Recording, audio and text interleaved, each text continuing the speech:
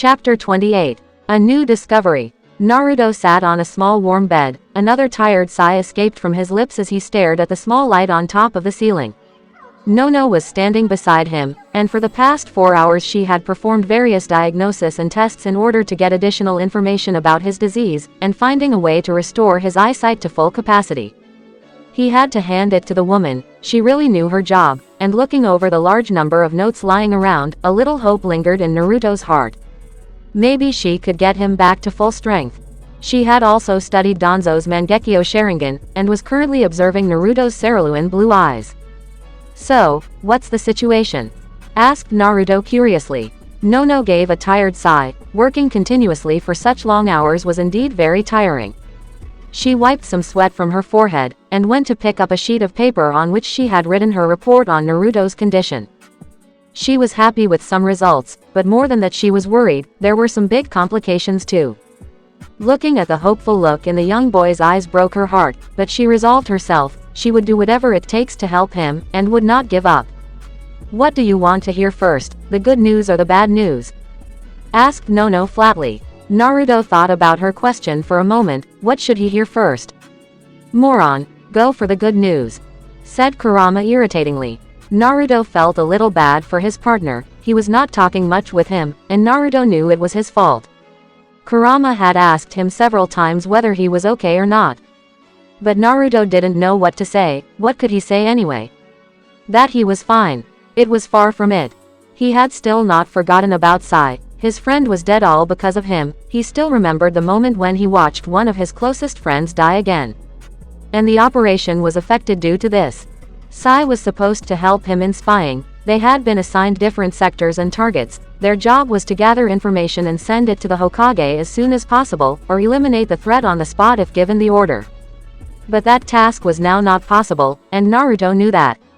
He could use his shadow clones for spying, but in his current condition he didn't want to exert more damage on his already destroyed body. One thing was clear, he definitely needed reinforcement, or else the success of the mission would just be an illusion.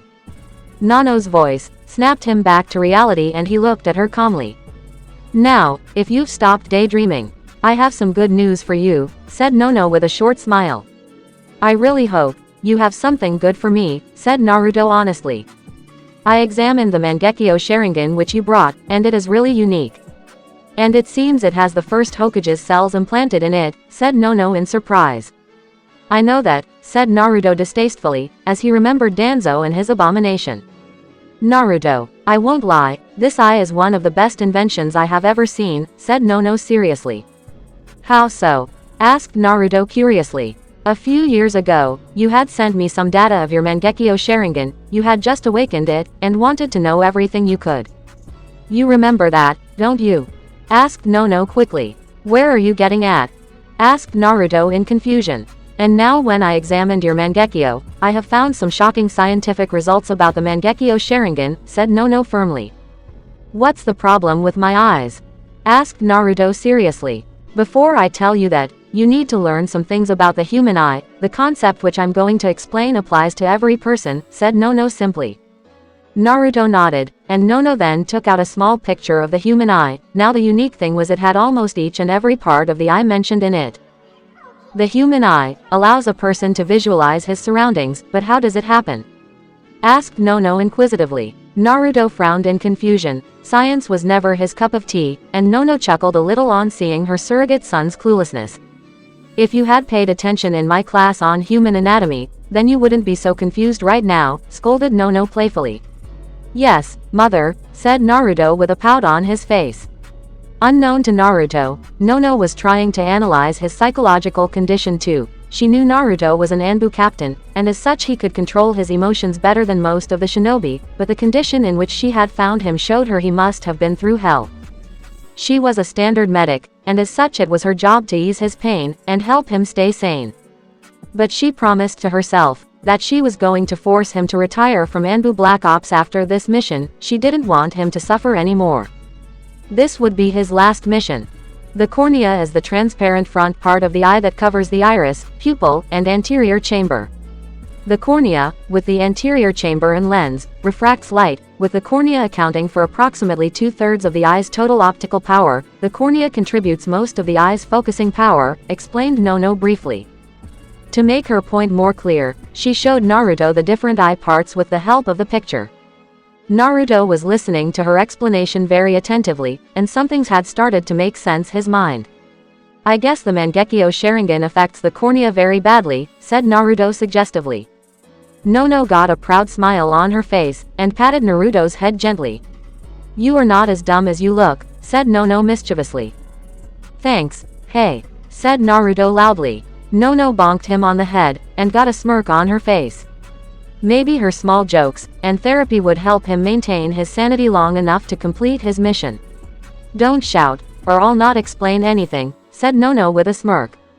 Fine, said Naruto grumpily, but a small part of his heart felt a little happy. He wouldn't say it, but he was glad that she was around.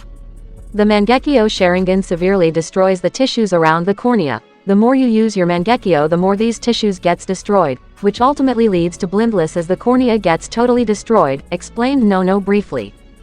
How can I save my Mangekyo?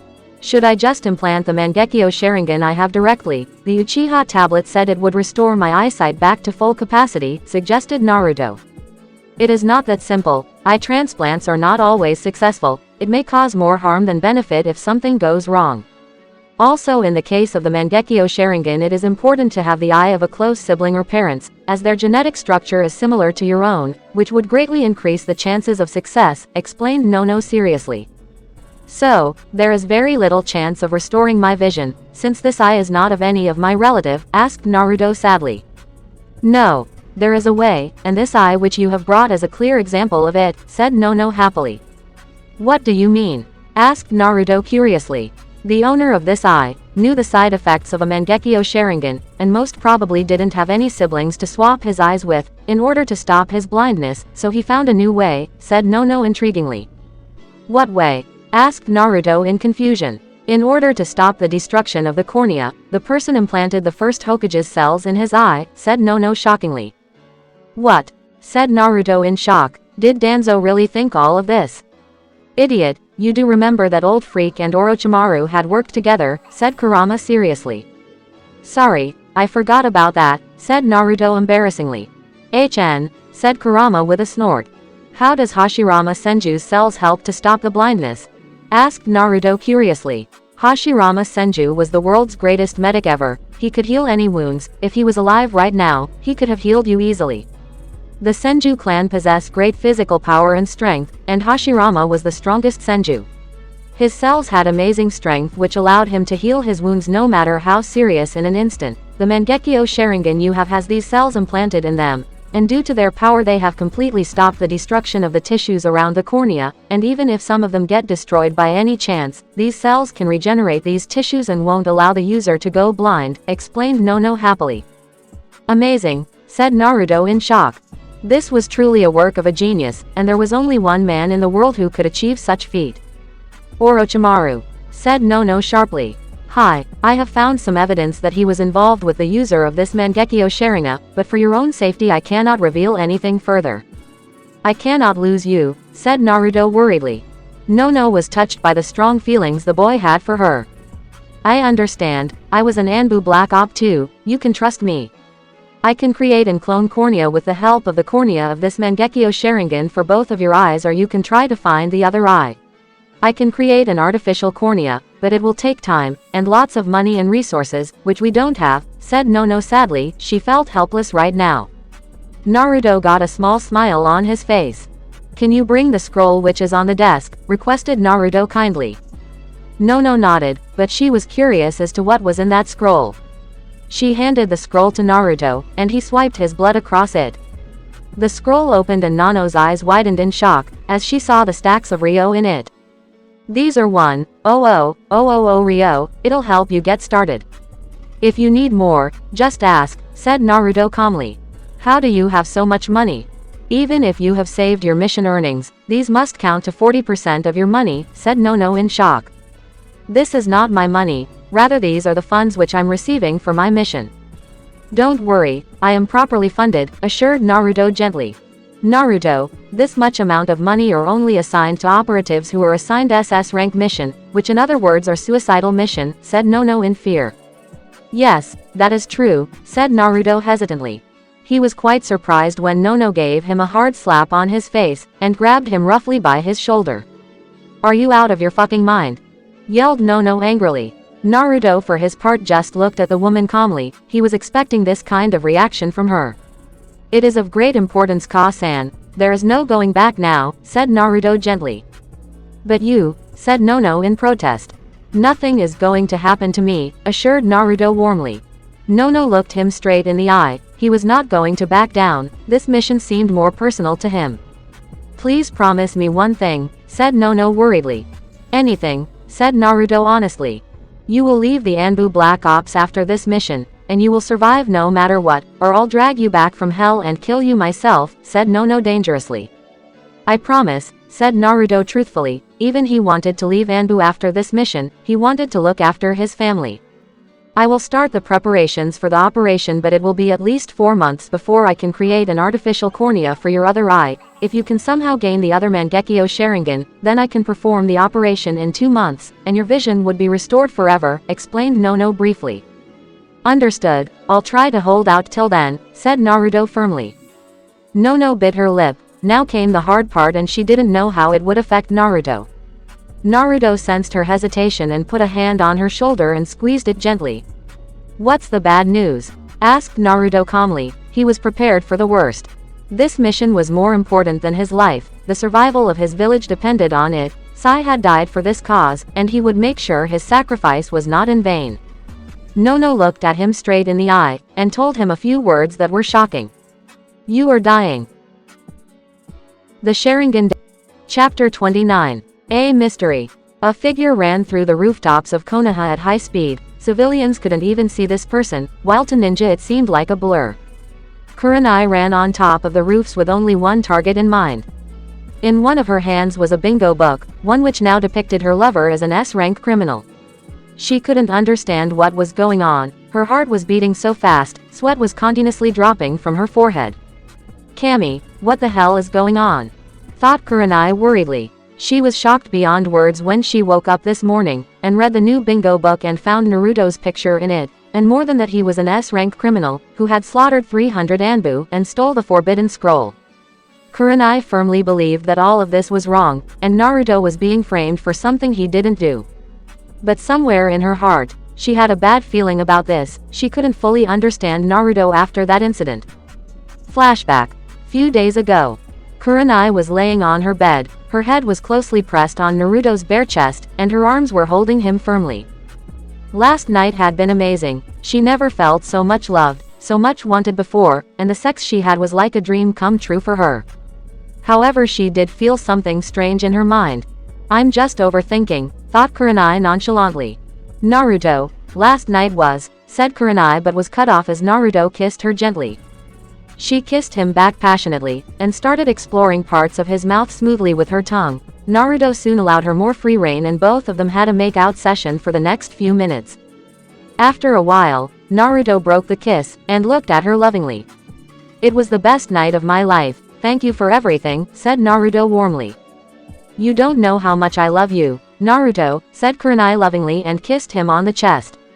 She felt Naruto's hands tightly grip the sheets of the bed, and for once she saw a pained look in his eyes. What's wrong? Asked Kurenai quickly. Naruto's eyes returned to their calm state, and he loosened his grip on the sheets. It's nothing, your kiss just turned me on a lot, lied Naruto tactfully. Kurenai looked at him for a moment, and the look in his eyes was different than before. It was as if his smile was fake. Okay, said Kurenai hesitantly. She decided to ask him what was wrong, but was stopped as they heard knocking on the door. I'll get it, you get dressed, said Naruto calmly. Kurenai nodded, and Naruto got up and put on his pants, but just to tease her a bit he threw his shirt on her head. Hey, said Kurenai with a pout. She heard Naruto chuckle a bit, and got up and put on his shirt. She heard a loud voice again. Is Naruto in there? Asked a loud voice. She heard the sound of the door opening, and Naruto's calm voice. What can I do for you gentlemen? Asked Naruto calmly. Kurenai peeked a little through the hole in her room's door. She saw 4 men standing in front of Naruto, but they had one thing in common. All of them were Hyugas. "We need to talk," said a Hyuga roughly. Kurenai recognized this man as Hyuga, but where had she seen him? Shit, he is Hinata's bodyguard since her childhood, but what is he doing here? Thought Kurenai in confusion. Then she remembered what had happened in yesterday, when Hiashi was pissed at Hinata's horrible performance in the mission. "Did you report Lady Hinata as a weakling, and a failure during the briefing to Hokage-sama?" asked Ko angrily. "I only said what was the truth," said Naruto stoically. He knew what was coming. Suddenly 2 Hyugas grabbed him roughly by his collar, and slammed his against the wall. "Naruto!" Kurenai shouted when she saw him being attacked, and was about to jump to help him, when he said something. "Stay out of this," said Naruto firmly. Kurenai wanted to protest, but when she saw his eyes she was terrified. They were slit blood red instead of his blue cerulean ones. "Hi," said Kurenai sadly. "Because of your report Hinata-sama is being casted into the branch family, and has been dishonored by Hiashi-sama and the main branch," said Ko angrily. Kurenai's eyes widened in shock. When she heard what had happened to Hinata, could Hiashi really do such a thing to her own daughter? But she was more shocked by Naruto's answer. "Am I supposed to care?" asked Naruto coldly. "What?" said all the Hyuga in shock. Before Kurenai could even blink, all the 4 Hyugas were lying flat on the ground and had blood leaking from their mouth. Impossible, thought Kurenai in shock. Only a few people had the ability to attack a Hyuga directly, less 4 of them. They could see an attack, even if their Byakugan was not active, their eyes could still see a direct attack. After all, they had the most precise eyes in the world. Only a Anbu captain, or cage-level shinobi could take down 4 Hyugas in a flash.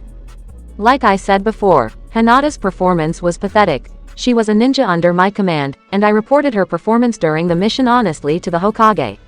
What happens to her after that, or what your clan does to her is none of my business, said Naruto stoically. But, she was your friend, you know how much her father dislikes her, he just wanted a chance to cast her aside for Lady Hanabi, said a Hyuga in pain. And, asked Naruto stoically. Bastard, you sold her out, said a middle-aged Hyuga angrily. Naruto just looked at the 4 men who were groveling in the dirt. Appearances can be deceiving, like you made the mistake of assuming I'm a kind-hearted person, said Naruto distastefully. You could have saved her from this. You could have not revealed the truth and bashed her afterwards, said Ko tiredly. Do I look like a babysitter to you? Asked Naruto angrily. Huh? Asked Ko confusedly. I am a chunin of this village, and the only loyalty I have is to the Hokage and myself. I don't care about your clan, nor do I care what you do to Hinata. Your clan is pathetic if they cast aside its heir without giving her a chance. All of you are the same. You think you have the right to judge people. The 4 of you accused me of selling her out. Hiashi accused his own daughter of being a weakling and didn't even do anything to help her. Who is the bastard now? Asked Naruto hatefully. You filthy little 9-tailed fox, said Ko angrily. Naruto gave him a hard punch to the face that sent him flying several feet away. He was just about to attack the rest of the Hyugas when a voice stopped him. That's enough, Naruto, yelled Kurenai loudly. And the thing which she saw shocked her to the core. Naruto's Sharingan was active, but instead of a 3-tomo Sharingan, it was now a shuriken. She could clearly see the hatred in his eyes. This was not her Naruto. Flashback end. She was still terrified by those eyes, the eyes filled with hatred. Kurenai knew deep down that Naruto had started to change a lot since past few weeks. He was becoming more cold and more distant from everyone. Naruto even visited her very less, and since last 7 days she had not seen his face. The Hyuga incident was not reported as Hiashi apologized for his clan member's irresponsible action, and Naruto accepted it, saying he only retaliated as he was attacked first. As both the parties had reached a mutual agreement, the Hokage settled the matter. But Kurenai knew. Naruto was frustrated. He was hiding something big from her. She had known him for years, and she knew him better than anyone. At least that's what she thought. Until now. A few tears came in her eyes, as she thought about Naruto. His life was just a big sad story, but still he never gave up and fought against the odds, but it seemed he was always hiding something. Why did you not tell me what was troubling you? And now this, thought Kurenai sadly. She still hadn't accepted that Naruto had done such a genocide, and the only person who could prove her wrong was the Hokage himself. The man could answer all her questions and show her the truth. 4 more figures landed beside her and started running with her. Kurenai looked at them and found they were none other than Kakashi, Anko, Sasuke and Sakura. But all of them looked different. For the first time, Kakashi was not holding his Ika book, and his eyes showed he wanted answers right now. His hands were clenched tightly, and the look on his face was hidden due to his face mask. He and Naruto were so close, it must have hit him hard, thought Kurenai sadly.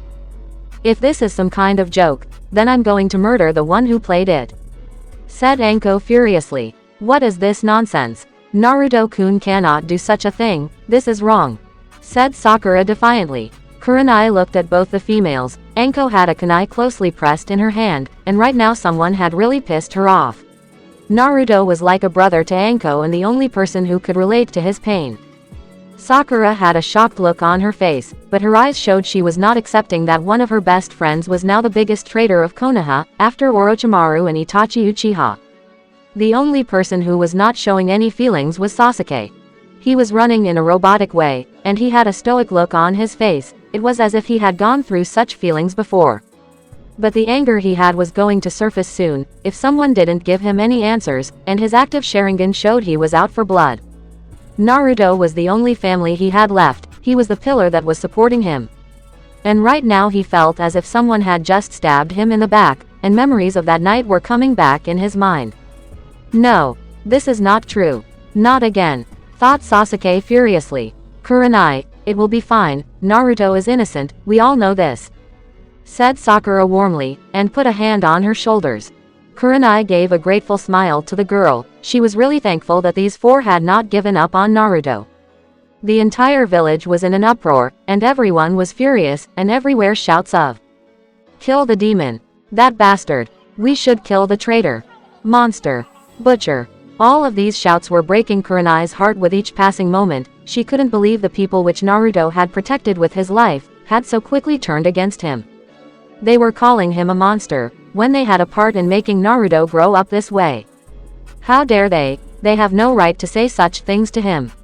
After what they did, said Kurenai murderously. Couple of other people called Naruto a monster, and Kurenai couldn't take it anymore.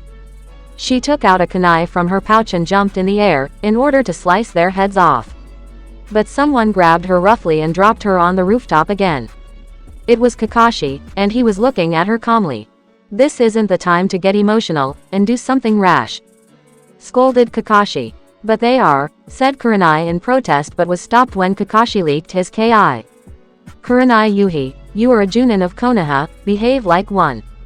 Your personal feelings don't matter right now, we have situation at hand, and we need to get to the Hokage for further information. Get yourself together, said Kakashi harshly. Kakashi, you, said Anko in shock, she had never seen him speak so harshly.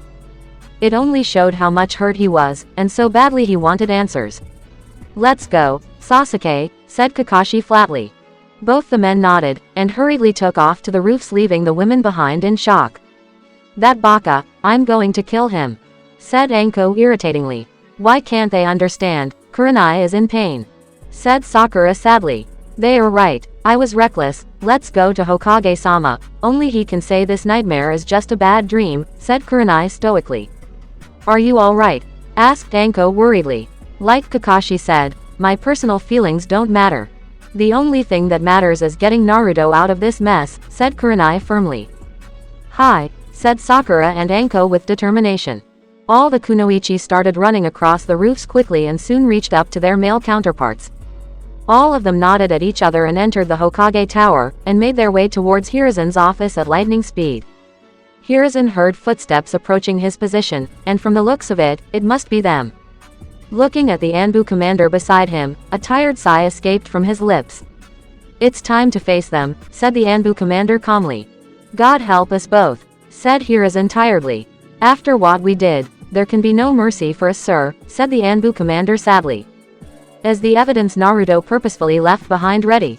Asked Hiruzen quickly, as the footsteps were just on his door. Hi, said the Anbu commander firmly. The door of the office was roughly opened and 4 figures stepped in quickly. They didn't give any salute. They didn't even acknowledge the Anbu commander and said one thing. We need answers now. Hideout. Naruto sat calmly on top of Nano's house. There was a small bingo book in his hand, which had his picture in it. So it has begun, said Naruto calmly. What are you going to do?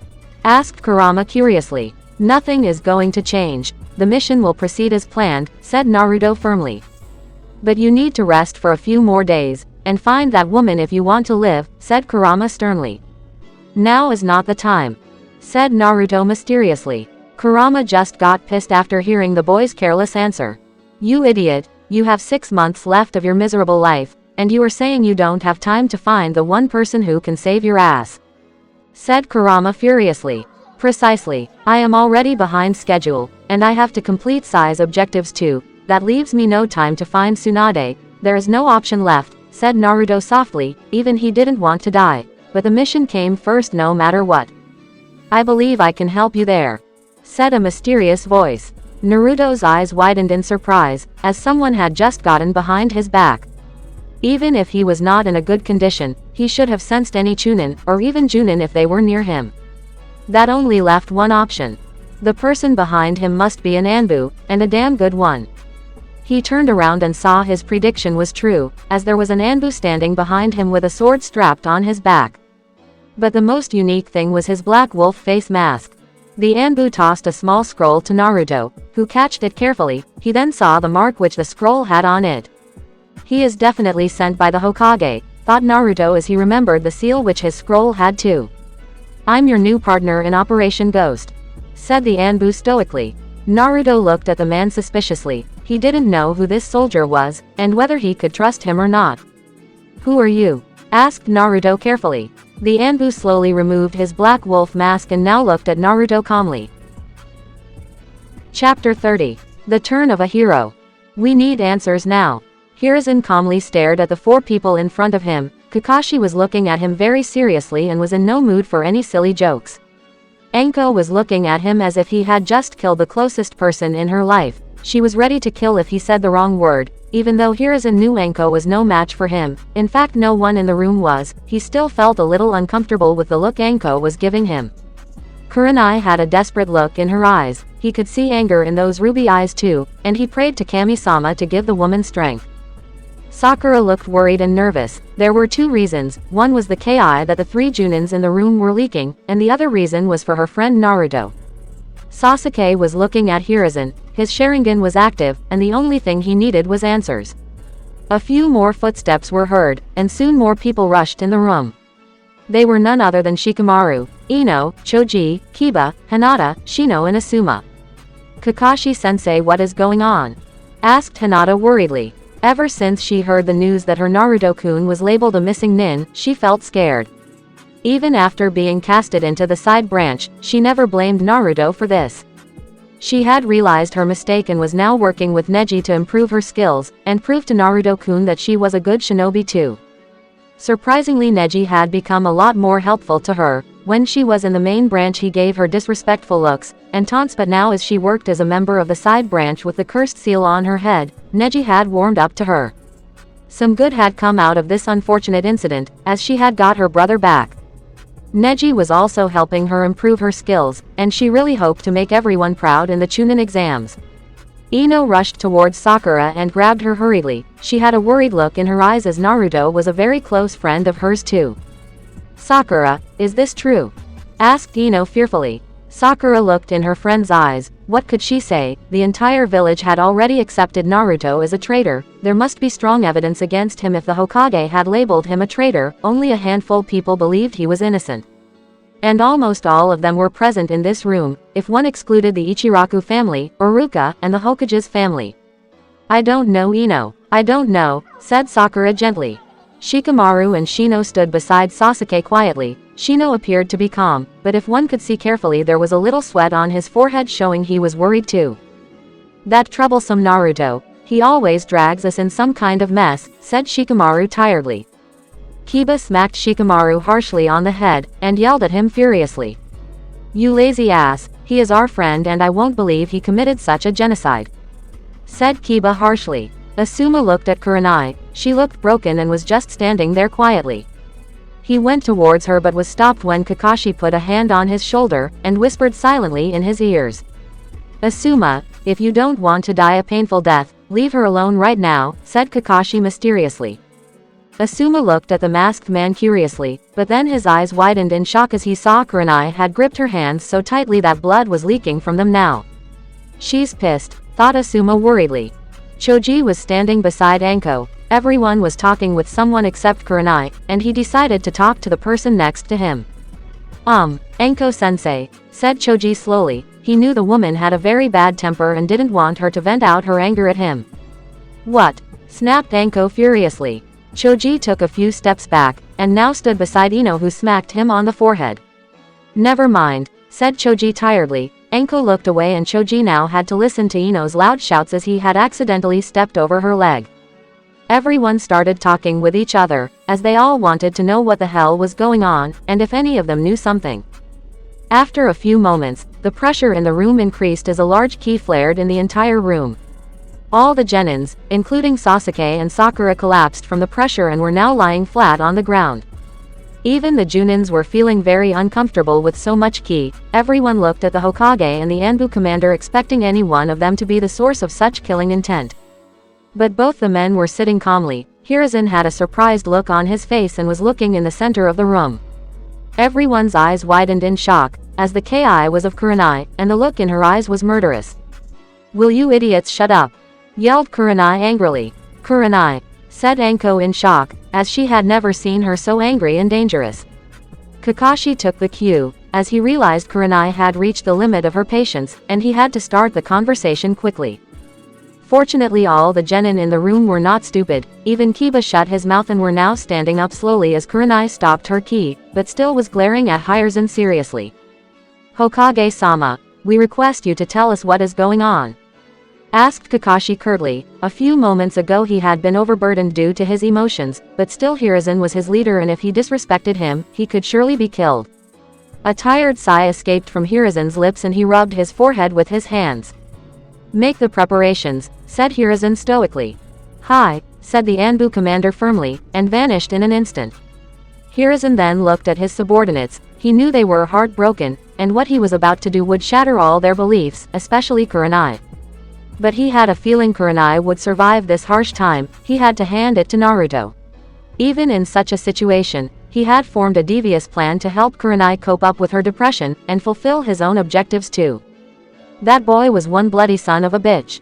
I will answer all your questions, as I'm fully aware of what you are going through. But I ask all of you to ask questions one at a time, said Hiruzen gently. Everyone nodded, and Kurenai soon stepped forward and looked at Hiruzen. Hokage-sama, Naruto is innocent, there has to be some misunderstanding, pleaded Kurenai. Hiruzen's heart really broke. The thing he was about to do was a grave sin. He was totally going to erase the kind and gentle Naruto from these people's mind, and replace it with a monster. Damn you, Tobirama-sensei, thought Hiruzen angrily. He felt ashamed of doing this. Every fiber in his body was telling him not to do this, but for the sake of many, a few soldiers have to be sacrificed. It was the same in the past, it was the same right now, and it would be the same in the future. This world was truly merciless. I'm afraid, you are wrong, Kurenai. It was Naruto, said Hiruzen gravely. Kurenai quickly came forward and slammed her hands on his desk roughly, and looked at him angrily. How can you say this? You know Naruto, he can never do such a genocide, less his own comrades. He fought for all of us for years, despite what the village did to him. Yelled Kurenai angrily. Hiruzen put his hand on Kurenai's hand and looked at her sympathetically. The Naruto you knew, all of us knew, was nothing but an illusion, said Hiruzen sadly. What do you mean? Asked Ino curiously. In order to make you understand, you must first know the truth about Naruto's life, said Hiruzen slowly. Hokage-sama, said Kakashi, Anko, Asuma and Kurenai in shock. Even Sasuke and Sakura were shocked. Was he really going to tell Naruto's truth to the rest of the people now? It seems Naruto had some dark secrets, said Shikamaru sharply. I don't understand, said Kiba in confusion. My bugs always felt something strange about him. It was as if he was dangerous, as if he had something dark hidden in him, said Shino calmly. He indeed had some theories but didn't want to speak without any proof. You're correct, Aburame Shino. Naruto had something evil in him, said Hiruzen firmly. Please explain it in simple words, requested Choji. All this mystery was bugging him. Hiruzen took in a deep breath. It was time when Naruto's burden was revealed to his friends. What I'm about to tell you is an S-rank secret, which no one of you shall utter without my permission. The penalty for breaking this law is execution of you as well as your entire family, said Hiruzen strictly. All the genins took a step back in fear, as Hiruzen leaked some key to make his point clear. What kind of secret is this, could it be? Thought Shikamaru in confusion. He thought everything he knew about Naruto, his fake smiles, the day he beat Sasuke so badly. That day he had realized Naruto had something dark in him, Shino's Bug's reaction to Naruto's presence, and all the glares Naruto received whenever Shikamaru was with him. What was Naruto's birthday again? Asked Shikamaru quickly. Hiruzen looked surprised. It seemed Shikaku's son was as sharp as him. October 10th, said Hiruzen calmly, and gave Shikamaru a knowing look. Shikamaru's eyes widened in shock, as he understood the entire situation. One look in the Hokage's eyes showed him that his theory was true.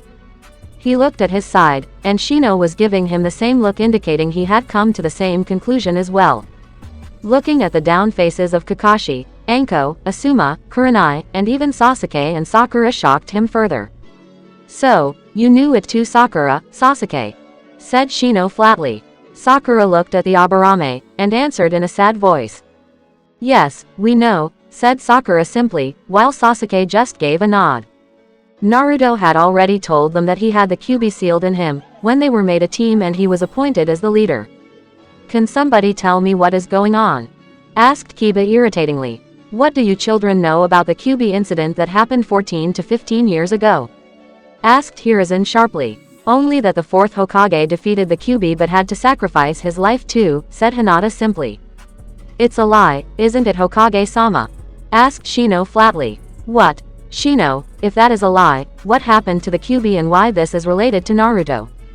Asked Ino curiously. A tailed beast can never be killed, much less the Kyuubi. There is only one way to stop them, said Kakashi slowly. What is the way? Asked Choji curiously. They are sealed away, but it is not any object. It requires a living vessel in case of the Kyuubi, as it is the most powerful tailed beast in the world, said Kurenai sadly. All the genins' eyes widened in shock, as a very horrible feeling started developing in their gut. The nine-tailed fox is sealed inside of Naruto, by the fourth Hokage, said Hiruzen, shocking the remaining rookies. All of their eyes were wide in shock. Shikamaru and Shino were less shocked than the others, but that didn't mean that they were not moved by these news. This can't be true, said Hinata sadly. Even more tears came in her eyes as she now realized how much Naruto must have suffered. It's horrible, said Ino in fear. She never wished such a fate even on her enemy, much less one of her best friend. Kiba's anger increased as he now understood why people glared at Naruto. They were stupid. How could they compare his friend with that monster fox? Inuzuka valued friendship the most, and Naruto was his good friend, and he had been done injustice. Why? Asked Kiba angrily. What do you mean? Asked Hiruzen curiously. Why was that beast sealed in my friend? Asked Kiba angrily. If the Nine Tails was sealed in an adult, Naruto wouldn't have to suffer so much.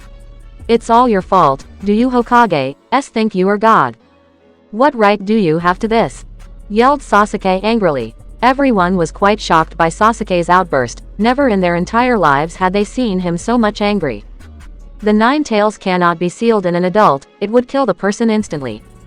Only a child whose chakra coils have not been developed can contain the Kyuubi, said Hiruzen seriously. But why Naruto? Why not anyone else? Asked Kurenai with tears in her eyes. It's because his own father considered him fit to bear this burden, and only trusted Naruto to wield the power of the Nine Tails to protect Konoha. Said Hiruzen, shocking everyone in the room. Each and every person in the room except Kakashi had their mouths wide open, their eyes were wide as saucers, they couldn't believe what they just heard. Kurenai felt as if the ground beneath her had just shattered. She had her doubts, but Naruto's face mask always prevented her to look at his face clearly. Only recently, when they had sex, she was clearly able to see the similarities between Naruto and the fourth Hokage. No way, said Ino in shock. The fourth is his father. said Kurenai in fear. It meant Naruto knew everything. She couldn't imagine how horrible he must have felt when he had realized his own father condemned him to a life of hell. But how could the Yondaime do such a thing to his son? Asked Hinata angrily. He was a hero. Said Shikamaru sadly. Even he looked up to the fourth. But now every respect he had for the man had been lost. No matter what reason the Yondaime had, Shikamaru could never stand for what he did to Naruto. In this world, there are no heroes. The Kages are the people who have to make tough choices, and the Yondaime considered Naruto, because he could not put such a burden on another child, said Hiruzen sadly. Hiruzen was quite shocked when Kurenai grabbed him roughly and slammed him against the wall. Kurenai, said Anko worriedly and immediately tried to stop her friend. I don't care what you Hokages have to face. Did the fourth even ask my Naruto before he sealed the beast in him? All of you are monsters, yelled Kurenai with tears in her eyes. It took Kakashi and Anko's combined efforts to get Kurenai off Hiruzen, and now Anko had pinned her to the ground and was now sitting on top of her. She felt bad for doing this to Kurenai. Her friend was yelling at her to let her go, but she didn't want Kurenai to get into more trouble and was restraining her. He wanted Naruto to be seen as a hero for keeping the Kyuubi at bay, said Hiruzen comfortingly. Kakashi snorted on hearing that. A hero. The villagers considered Naruto the opposite.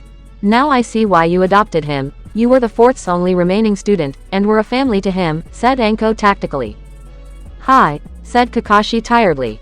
Before any further heated argument could escalate, and they got off topic, Asuma decided to step in. This is indeed sad news, but Hokage-sama, Naruto did not bore any hatred towards this village. The will of fire burned brightly in him, said Asuma curiously. Hiruzen looked at his son. Even the others still were not believing, and now came the hard part. The door to the office opened again, and a person walked in that shocked Ino the most. It was none other than Inoichi Yamanaka, the head of the Yamanaka clan and a skilled interrogator. "Two-san, what are you doing here?" asked Ino curiously. He will show you what the villagers did to Naruto before Kakashi adopted him. It would make you understand that Naruto hates every person in Konoha, said Hiruzen tactfully. But how? asked Choji curiously. Inochi was Naruto's counselor during his childhood and looked after his mental health, said Hiruzen patiently.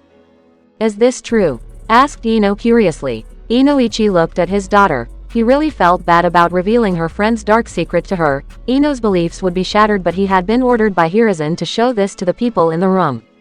But he knew all of this was fishy. Why was the Hokage going to so far ends to make these people believe that Naruto was a traitor? Putting that thoughts aside, he motioned everyone to connect each other's hands and stand in a circle. Now I'm going to show you some of Naruto's memories. If it becomes too painful, just leave your hand, said Inoichi comfortingly. Kurenai hurriedly grabbed Anko's hand. She didn't know what had happened to Naruto that had changed him so much, and she would find out no matter what. Are you ready? asked Inoichi firmly. Everyone nodded, and Inoichi started his jutsu, and for the next few minutes, all the people watched how Naruto's early childhood was. The glares, the insults, the isolation, the beatings, all of it. When the jutsu ended, all the girls had tears coming from their eyes. Could people do such a thing to a child? Sasuke's hands were clenched tightly, his eyes were shut. He had enough, there was nothing left now. He got up and started walking towards the exit of the room, but Sakura's voice stopped him. Sasuke, where are you going? asked Sakura sadly. Tears were still falling for her eyes. Sasuke looked at his friend. All this pain, all this suffering, he and Naruto were the same. They knew the pain of being alone, and still Naruto had stood by him. He didn't care that whether Naruto did that on purpose or not. He did not care whether Naruto wanted revenge or not. That's my boy. Work hard and you will bring glory to the clan. All your father ever talks about is you. We love you, Sasu-chan. I'm always going to be there for you. Even if it's just as an obstacle for you to overcome. Even if you do hate me, that's what big brothers are for. You and I are brothers. You can count on me, Sasuke. All these voices rang in his mind. The pain became unbearable. His heartbeat increased and his chest felt heavy. Two-san, Ka-san, Itachi, Naruto, thought Sasuke sadly. Everything was gone. Only he was left, all alone. Tears slipped from his eyes, and he clenched his hands tightly and suppressed the scream in his throat. He looked back at Sakura. He knew she had feelings for him. All the others were also looking at him, and the tears in his eyes Sakura, this place, this world. I don't care about it anymore, said Sasuke darkly and left the room. He walked down the dark hallways. The only thing he felt was despair, but something in him had changed. To-san, Ka-san, Itachi. Naruto, I will create a world where there is no suffering. His eyes snapped open and instead of a regular Sharingan there was a round circle with 3 short ends connected to the sides. Sasuke Uchiha had fallen to the Uchiha's curse of hatred. Chapter 31. A new turn. The sound of wind could be heard clearly in the area, as 2 ninja were standing opposite to each other on the rooftop of the small house. I'm Captain Itachi Uchiha, 2nd Squad, Anbu Black Ops Division, said the now identified Anbu calmly. Naruto's eyes widened in shock, as now in front of him stood the strongest Anbu captain, one who was considered to be as powerful and ruthless as Naruto himself, the one who wiped out the strongest clan in the world by himself. So, the old geezer sent someone as strong as Naruto, both physically and emotionally, thought Kurama cunningly. Itachi Uchiha, said Naruto calmly. The surprise on his face disappeared and was replaced by a stoic expression. Itachi Uchiha, Naruto looked at his new partner cautiously. This was the man who had ruined Sasuke's life. He was the most skilled assassin and spy, as the 2nd Squad of Anbu Black Ops always produced the most dangerous assassins in the world. You don't seem surprised, said Itachi suspiciously. Every person he had met after he killed his clan looked at him with hatred, but Naruto was having the same look in his eyes as Itachi had. Itachi was irked a little as Naruto was just looking at him stoically, and was not saying anything. Was he in shock? Itachi couldn't sense any fear coming from Naruto, he was just standing. It is a courtesy to introduce yourself when a captain stands before you, said Itachi patiently, and he soon leaked his chakra showing his power. He didn't want his new partner to take him lightly, even though he was quite shocked when he discovered Naruto was an Uchiha too. He had watched the boy during his childhood, but now the person that stood in front of him was something else. Fortunately Nono had gone into a nearby town with her orphanage's children, to let them have some fun and get the equipments for Naruto's surgery, so they were all alone in the area. Captain Naruto Uchiha, 11th Squad, Root Anbu Forces, said Naruto seriously. To make his point clear he activated his Sharingan. Itachi's eyes widened a little, when he saw his Sharingan. Hiruzen had told him, that Naruto was an Uchiha, and he still couldn't believe the Hokage hid such information for so many years. But now he was quite surprised when Naruto introduced which squad he was from. You are from the 11th Squad? Asked Itachi curiously. Yes, is there a problem? Asked Naruto coldly. He's from the same squad as Shisui was, he really has changed. What happened to him? Thought Itachi seriously. The 11th Squad was the most lethal squad in Anbu Black Ops, the most skilled infiltrators and fighters came from this squad. The fact that all the Anbu commanders of Konoha were chosen from this squad was a proof of how skilled this squad was. To think he became a captain at such a young age was astonishing. Where had the blonde boy he had seen a few years back disappeared to?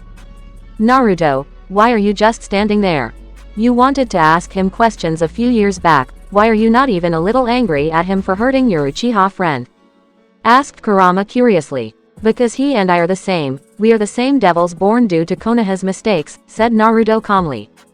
A few years back he didn't wanted to ask Itachi questions and hurt him for giving Sasuke so much pain, but now when he had gone through the same thing as Itachi had, he understood what true pain was, and he understood the raven-haired Uchiha perfectly. In a way both of them could understand each other's pain. I want to ask you something. Asked Itachi patiently. What? Asked Naruto seriously. I do not see any hatred for me in your eyes. Why is that so? You are an Uchiha too, why don't you hate me for slaughtering the clan? Asked Itachi curiously. There is no reason for me to hate you, the Uchiha were never my family, you killed those whom I didn't know. The fact that you are still on Konoha's side shows there was a conspiracy with the Uchiha incident, wasn't there Itachi? Asked Naruto with a knowing look in his eyes. Itachi's eyes truly widened in shock as he realized that Naruto knew the truth. Did the Hokage tell him? Naruto saw the tension rising and decided to halt it immediately. It was pointless to argue over something that had already happened, and fighting Itachi in his condition was not an option, nor did he want to fight for people who were already dead. I killed Danzo, and got the truth out of him, lied Naruto without even blinking an eye. Even though he knew Itachi was a loyal shinobi, he was trained never to trust anyone blindly. He would never reveal the truth that he had killed Kaharu and got the info to anyone. So that's how it is, said Itachi calmly, and prepared to fight. He couldn't afford to let this secret out. However, before he could start a fight, Naruto sat down on the roof and calmly looked at the sky. There is no reason for us to fight. I have no interest in what you did. We both are murderers, and no matter what reasons we had, the fact is both of us are nothing more than sacrificial pawns, said Naruto coldly. Itachi listened to Naruto carefully, and lowered his kunai. What had the boy gone through to make him so much cold-hearted? Had he gone through the same hell? So you don't judge me for my actions? Asked Itachi flatly. I have no right to judge you, when I did the same damn thing as you. Anyone who has raised his hand against his own comrades meets a painful end. What are we? Despite being Konoha shinobi, we killed Konoha shinobi with our hands. There is no salvation for worthless soldiers like us, said Naruto stoically. Itachi sat beside his new partner. He had known Naruto's parents. He still remembered Naruto's mother Kushina. She and Makoto were good friends, and many times he had met her and Minato. To think that their son was reduced to this was a really sad thing. But this was the world of ninja. Self-sacrifice was the way of a true ninja. But still he could not afford to get attached to any person, no matter who he was. Please be wary of me, said Itachi coldly, and activated his Mangekyo Sharingan. Naruto turned around and looked Itachi straight in the eye, and his Sharingan changed into Mangekyo Sharingan. The same goes for you, said Naruto dangerously. The strongest tag team had been formed. Konoha. All the people in the room watched in shock. As Sasuke went away, the person who was affected the most were Ino and Sakura, as this was the first time they had seen him cry. I never imagined he was this close to Naruto, said Shikamaru in surprise. Hiruzen decided it was enough for now. The genin had known enough. There was no need to give them further information. However, when he looked at Kurenai's face, his heart broke. The tears in her eyes had not stopped, and now it seemed she had began to understand how terrible Naruto's childhood was. Anko was not convinced. She was not able to believe that the boy she loved as her brother could such a thing. Even if Naruto had a reason to betray Konoha, he was still not strong enough to kill 300 Anbu. Or was he? There were so many things she did not know, and she wanted to know the answers. Even Izuna had the same thoughts. She had trained Naruto in taijutsu, but still, even if he was a chunin, he could not take on an entire Anbu force and steal the Forbidden Scroll so easily. It just didn't make any sense to her. What should we do? Asked Sakura sadly. Her team was shattered. Naruto was gone, Sasuke was gone, Kurenai was broken, the only one left were her and Anko. She looked at the purple-haired woman. She didn't know what to do now. Anko looked at the pink-haired genin. She knew it must be a lot for her to bear, not just Sakura but all the rookies. It was enough for them to hear in one day. It will be all right, we will figure something out. Right now, you go home and take some rest. We'll visit Sasuke afterwards, said Anko gently. Hi, Anko-sensei, said Sakura sadly. But Naruto-kun, said Hinata, but was cut off when Hiruzen spoke firmly. All genins are now dismissed. Go take some rest. You have been told what you need to know, said Hiruzen seriously. What about Naruto? Asked Choji worriedly. That I will decide. Now I'm ordering you to leave now, said Hiruzen sternly. All the genins looked at each other. It seemed that they didn't have any choice, but still Hinata was not accepting that Naruto could do such a thing. Hiruzen looked at them sternly, and the genin dejectedly bowed before him, and slowly started leaving the room. Sakura and Hinata's hearts were broken. One had just lost her entire team, while the other had lost the person she loved. Kiba looked angry, not at Naruto, but at the villagers, and himself, for not being able to understand him. Maybe if he had been there for his friend, Naruto would not have been forced on this path. Shikamaru still looked unconvinced. There was something fishy about all this, but if the things he had seen about Naruto's childhood were true, then his friend definitely had a clear motive to destroy the village. The question was, did he possess the power to do it? Choji was trying his best to comfort a crying Ino. Both of them felt very sad after finding out Naruto's story. One thing was clear: they had lost the respect for the people of Konoha. Shino's shoulders were slumped. He had failed. Out of all the Konoha 11, he was the one who could relate to Naruto and his pain. Even he was antagonized by some people due to the bugs in his body, and yet he had failed to help his first friend. He still remembered Naruto was the first person who became his friend, and brought him in the group. He had failed to save his best friend. All in all, the rookies had suffered a major setback as their close friend was a traitor now. Naruto was the center of their group. Even Sasuke and Shino, the two most antisocial person, were his friends, and now everything had fallen apart.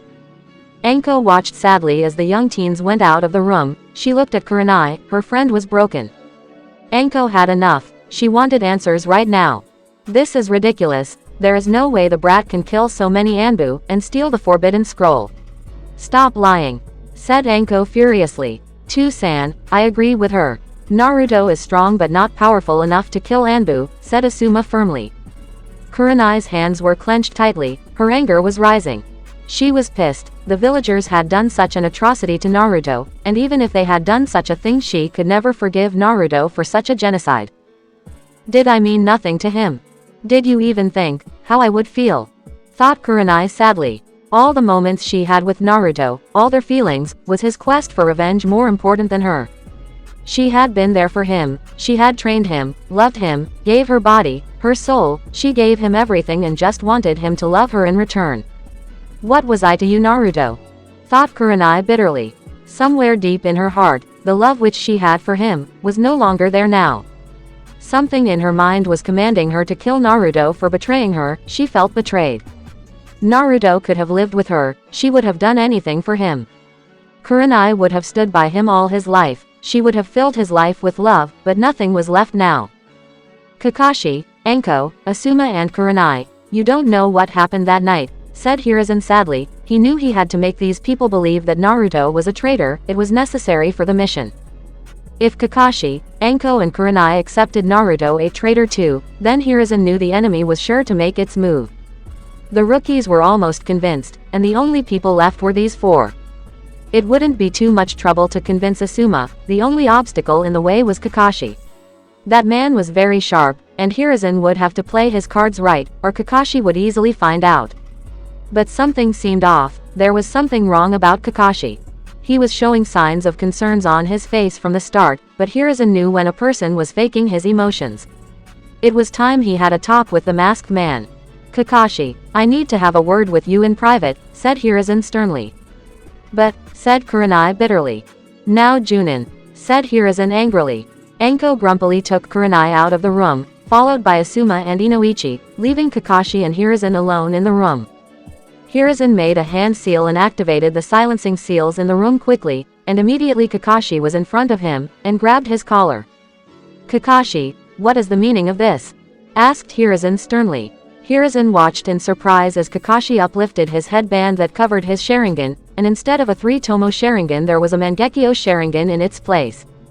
But more shocking was the words that Kaksuhi said. I know what you did. Hiruzen Sarutobi. Chapter 32. The Real Truth of Operation Ghost.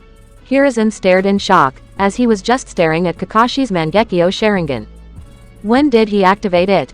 So many questions were running through his mind. If Kakashi had found out about the truth, then he was in trouble.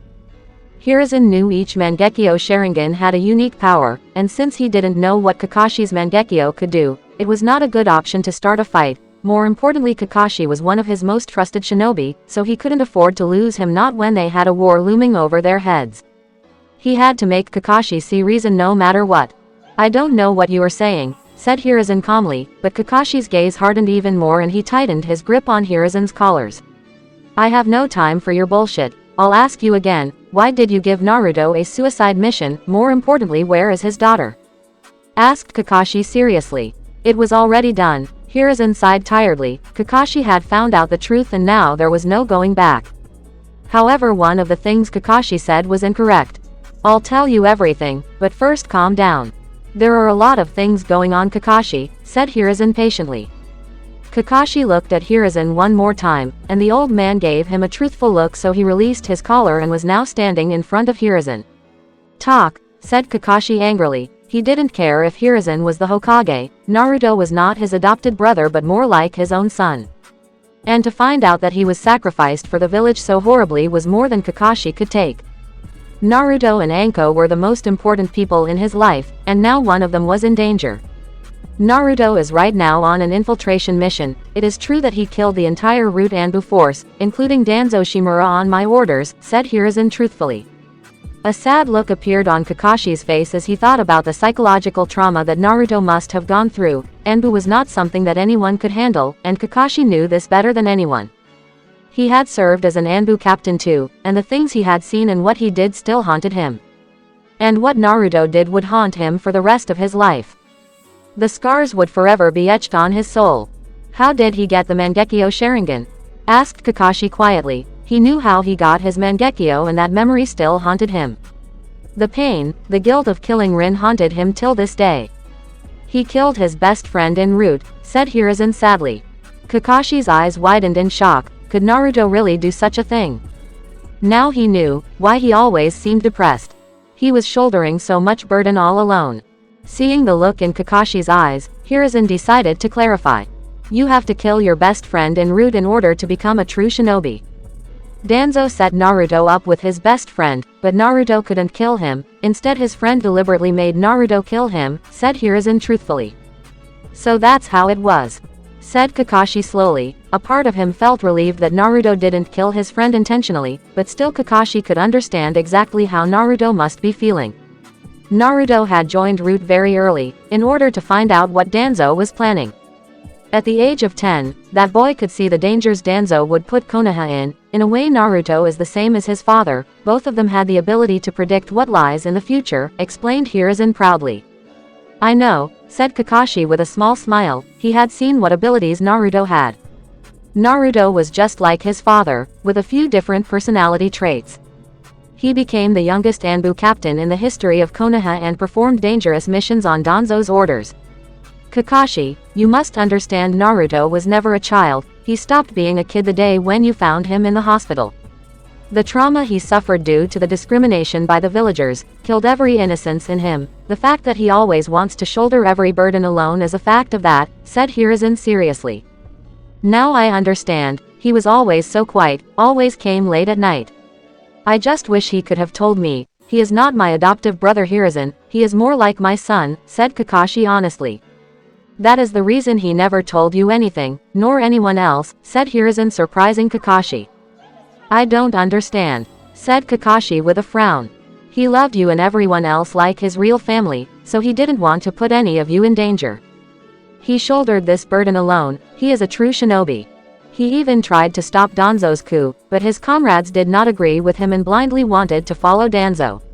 If Root had revolted, then Konoha would be facing a great civil war, which would have destroyed this village, explained Hiruzen briefly. So you could have done something about it. Why throw everything alone on his shoulders? He is not a pawn, said Kakashi angrily. I know that, but only he could do this mission. It was not just about stopping Root, but its main objective is draw Konoha's biggest traitor out, said Hiruzen angrily. What? Asked Kakashi in shock. There were only two traitors he knew. One was Orochimaru and the other was Itachi.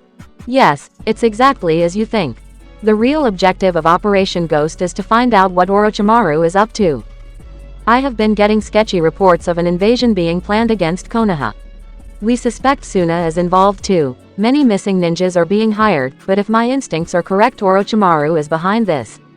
Even Jiraiya has not found any information about him. I needed someone inside Orochimaru's forces. It couldn't have just been a random spy because he could not have gotten close to Orochimaru, said Hiruzen seriously. So you declared Naruto as a traitor. He is not only a Jinchuriki but also son of the 4th Hokage. He has the Uchiha as well as the Uzumaki blood in his veins, the perfect weapon. The fact that he killed so many Anbu on his own, and stole the Forbidden Scroll would make him famous among criminals, which would ultimately draw Orochimaru out and offer him to join his forces in destroying Konoha, said Kakashi sharply. Now all of it made sense to him. This plan was ingenious, but Orochimaru was not someone you would mess with. He was a monster. Even if Naruto was strong, Kakashi knew he was not strong enough to take on Orochimaru himself, if things went downhill.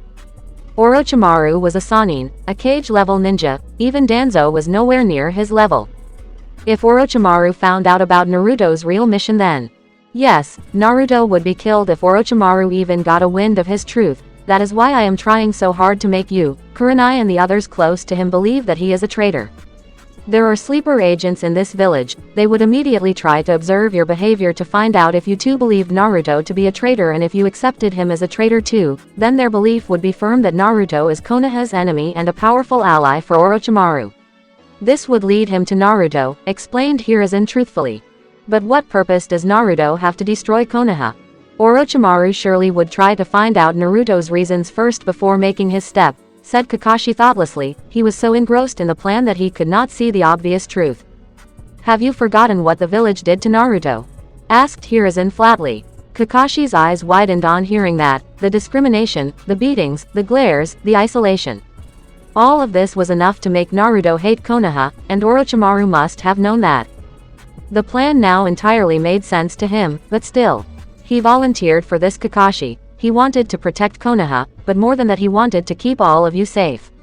He killed every feeling in his heart for his precious people. Naruto cried tears of blood and slaughtered his comrades, his teachers, his commander. With each kill a part of his heart died, but he kept on going for your sakes. Do you want to make his sacrifice go in vain? Asked Hiruzen sadly. A small tear slipped from Kakashi's eyes as he understood the pain, the suffering that Naruto must have gone through. He couldn't imagine how horrible it must be to see every person you loved looking at you like a traitor. Everyone was calling Naruto a monster, a traitor. You truly became an Anbu, fighting in the shadows. I'm proud of you, thought Kakashi with a small smile. He remembered it was Naruto's dream to become an Anbu, and it seemed he had finally achieved his dream. Even if he knew what Naruto was doing, it was necessary for the survival of Konoha and all of them. I won't let him die, Kakashi. I promise you, I'll bring him back alive. I have even sent him reinforcement in place of the comrade he lost during his mission. Believe in him, Kakashi. He is a hero of this village. You were the first person to accept him. You raised him. Believe in your son, Kakashi, pleaded Hiruzen.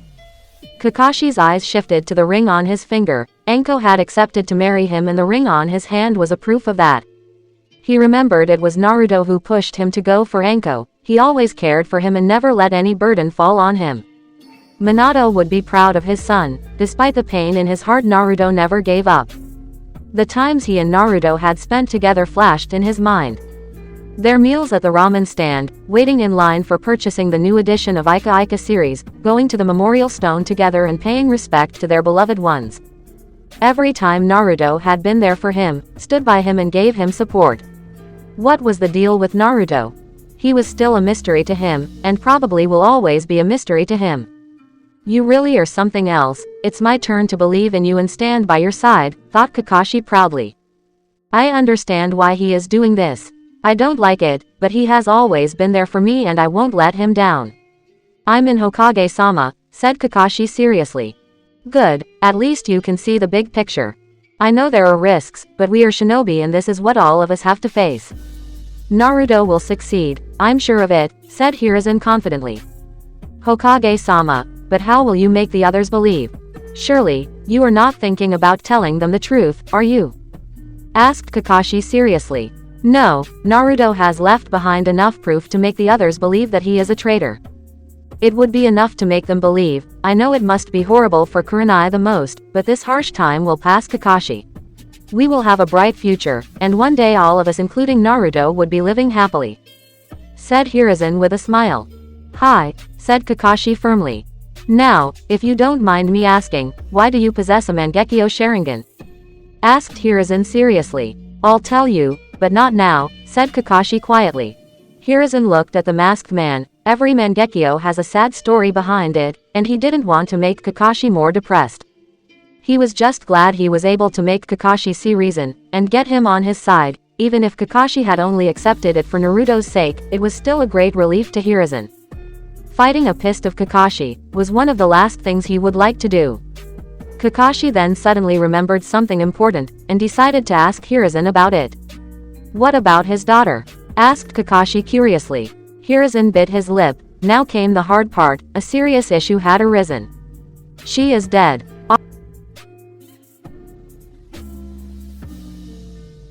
The Sharingan Devil. Chapter 33. A Tactical Conspiracy. Flashback. 3 days ago. He ran through the dark corridors of the now destroyed root base. Everywhere around were dead bodies. Blood was flowing like a river on the floor of the base. The smell was sickening, and if not for his years of training, he would have immediately thrown up. It was a total massacre. This was one of the darkest nights in the history of Konoha, and he had been a first-hand witness to this madness. Yamato never imagined that such a day would come, when he would have to see so many Leaf Shinobi be killed by one of their own. Was this really worth it? Had these men just died in vain for one man's madness? Then he remembered some words that the third Hokage had said to him, when he had become the Anbu commander.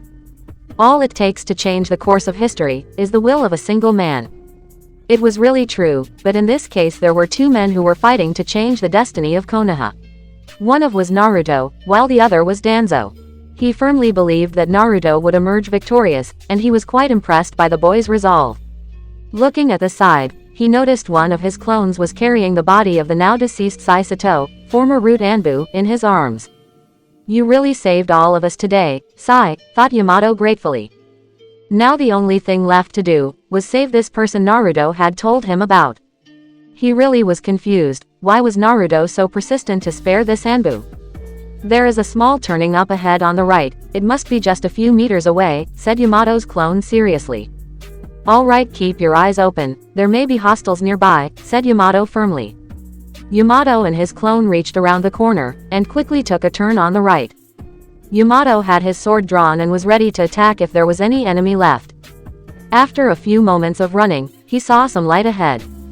He observed more carefully and now he could clearly see there was a large puddle of water. There was some ice around it too, indicating the water must have been formed due to the melting of the ice. He wondered if some Anbu had a Hyoten bloodline. It was highly unlikely, but anything was possible in their world. But his beliefs were proven to be incorrect, when he saw a person lying in the center of the puddle of water. Now there were many dead bodies around, but this person was special. It was a child, and Yamato's sharp eyes immediately recognized the blonde hair. Could it be? His senses were telling him that this was his target. He and his clone rushed ahead quickly, and now he clearly saw this was a small girl.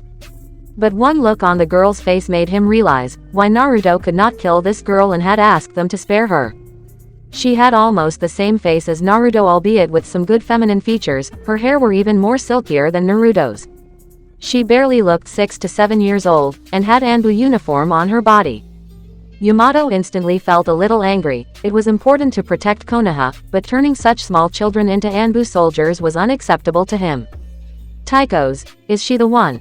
asked his clone hesitantly. Yamato was just about to answer his clone, when his eyes widened in shock as he realized the girl was not breathing at all.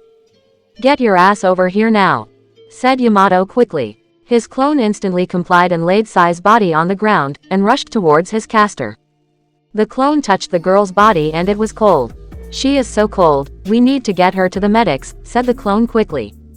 The clone then started to perform medical ninjutsu right above the girl's chest, but was halted as Yamato grabbed his hand. "What are you doing?" asked the clone seriously. "It's already over, she is dead," said Yamato sadly. The clone's eyes widened in shock. How could this be? There were just minor injuries on the girl's body, and nothing was lethal enough to kill her. He checked the girl's pulse but couldn't find one. The clone looked in shock. As Yamato pointed around the area, there were pieces of big wood scattered all over the area. That only meant one thing: this girl had just used Mokuden when she was not ready for it. There is not a feint of chakra left in her body. It has already been more than a few minutes since she has died from chakra exhaustion, said Yamato regretfully. "But," said the clone in protest, "Mokuden is not something anyone could handle. Even we were not able to use it till we reached a certain age. This girl must have been ordered to stop Naruto at all costs, and by looking at the destruction around I can fairly say she used that jutsu," said Yamato seriously. "It's impossible. Even we cannot do that jutsu without spending more than 80% of our chakra," said the clone in disbelief. World of Trees ninjutsu of Mokuden was one of the strongest arsenal in the Shodai Hokage's attacks. Even we cannot perform the jutsu effectively. What chance did this girl have of surviving after using such a dangerous ninjutsu? Asked Yamato flatly. "Is there nothing we can do for her?" asked the clone quietly. Yamato knew this night had just turned out to be worse than a nightmare. He remembered Naruto's warning that if anything happened to this girl then he would destroy Konoha. The boy had almost unleashed the 9 tails tonight. He was clearly not fully in control of his emotions. The shock of killing so many of his comrades had almost broken him, and if not for Sai's sacrifice, Konoha would be living the nightmare that happened a few years ago again. If Naruto found out that his daughter was dead, Yamato feared what the boy would do. He had just went 5 Tails state a few minutes ago, and if this truth came out, then their worst fears would come true. He knew it was just another hour or so before Naruto would defeat Danzo and head back to check on his daughter. 60 minutes, he had just 60 minutes to make a decision that would determine the destiny of Konoha and the shinobi world. It all came down to his thinking. If he made one wrong move, the world would be facing a far greater avenger than Madara Uchiha himself, and he doubted anyone could defeat Naruto if his hatred went out of control.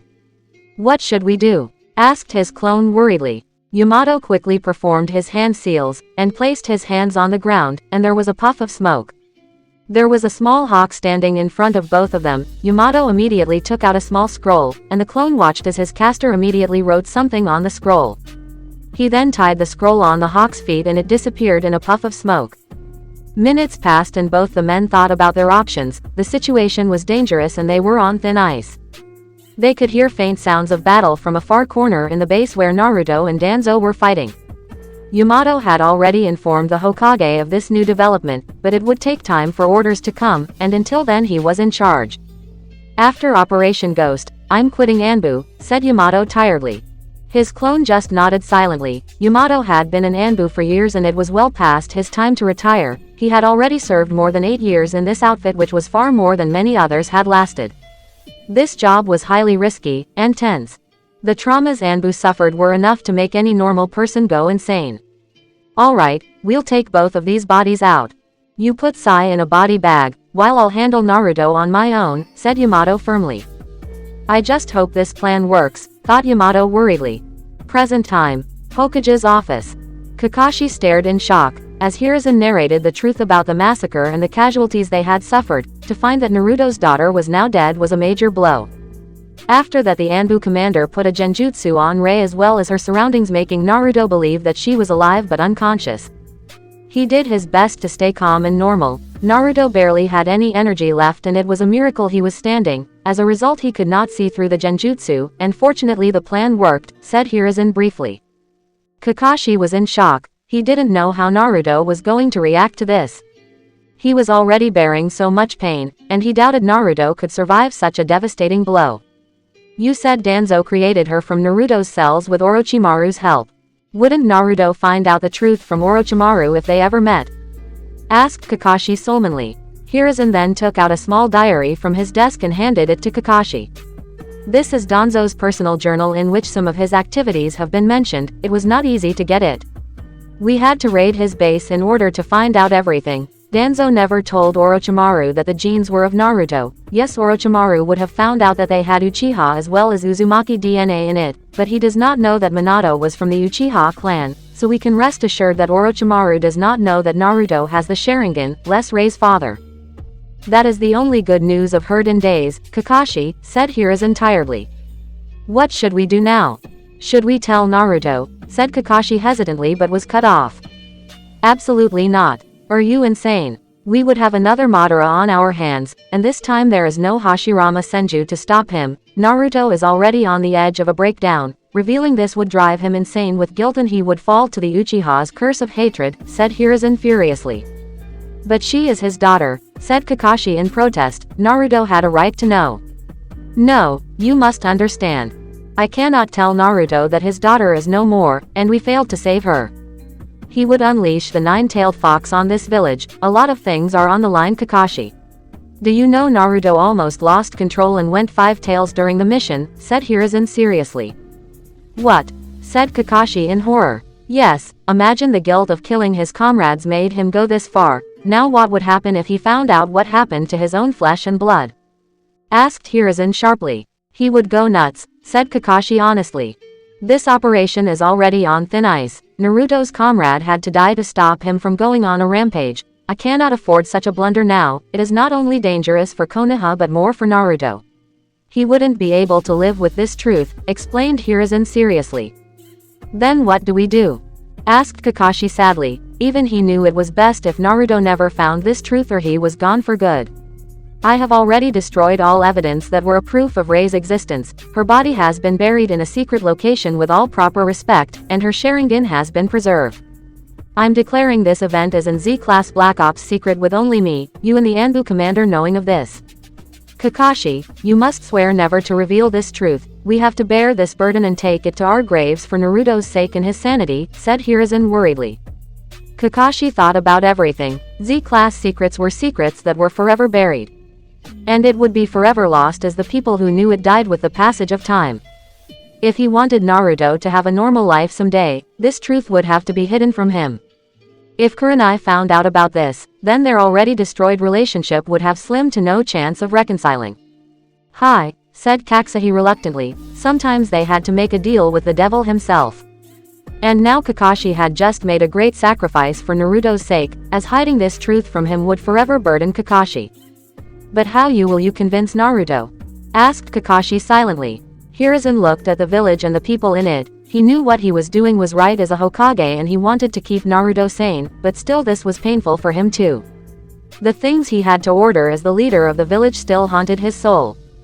But he was ready to pay the price, even if it meant he would have to spend all eternity in the Shinigami's belly in the afterlife. We will wipe out Rei's memory from his mind forever, and I have the perfect man ready to do this job.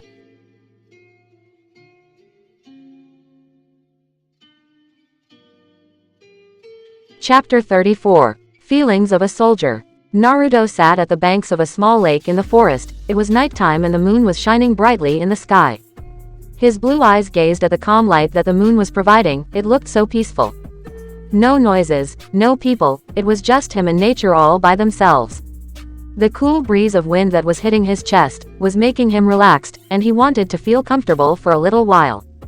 It had been 10 days since he had arrived at Nano's house, and a week since he was declared as a traitor. By now, he knew Kurenai and the others must have known what he had done. His wounds were now healed, but his eyesight was deteriorating with each passing day. Nono had started working on the procedure to form an artificial cornea to stop his blindness, but it was going to take time. But the worst was his disease. It was getting worse with each passing day. Violent coughing of blood, severe headaches and body pain were the primary symptoms. Nono had strictly warned him not to use the Mangekyo anymore, or get in big fights, or else he would just shorten up his life. She wanted him to just recover, but that was not possible. This was the last night because tomorrow he would set out with Itachi to finish his mission. He didn't know what to think of Itachi. For a man who killed his own family, Itachi was very calm and there was no signs of regret on his face. Either he was very good at emotions, or there were no emotions left in him. Naruto wondered, had Itachi cried when he killed his parents? Had he felt the same despair that he was feeling? I am grateful my parents are not alive, at least they don't have to see what I have turned into, thought Naruto regretfully. How are you feeling? Asked Kurama slowly. He had started to talk with his partner again. Talking with the beast helped ease his pain. Kurama understood him more than anyone. Naruto was grateful for having such a friend. I'm alive, if that's what you are asking, said Naruto calmly. How long are you going to stay like this? You need to let go, advised Kurama strictly. It doesn't matter, we will be going out tomorrow, and complete the mission, said Naruto nonchalantly. Kurama then decided to ask something that was bugging him since many days. What about the genjutsu that you casted on Kurenai? Asked Kurama seriously. He did not receive any answer from Naruto, as he just looked at the sky with a lost look in his eyes. I have removed the genjutsu, said Naruto calmly, after a few minutes. What? Asked Kurama in shock. He didn't understand how could he do that. You heard me, I have removed the genjutsu that I casted on her, said Naruto again. How is this possible? You have never met her since that night when you casted the genjutsu? Asked Kurama curiously. Have you forgotten what the Mangekyo Sharingan can do? Asked Naruto stoically. Kurama then wondered what Naruto meant, but after a few moments he realized what Naruto was trying to say as he remembered what had happened when he had attacked Konoha. I can command anyone with my Mangekyo to do what I like. It is not necessary that every time I have to be around that person. Their mind belongs to me. No matter where I am, I can release the genjutsu if I don't want it any longer, explained Naruto seriously. So, she will not kill you?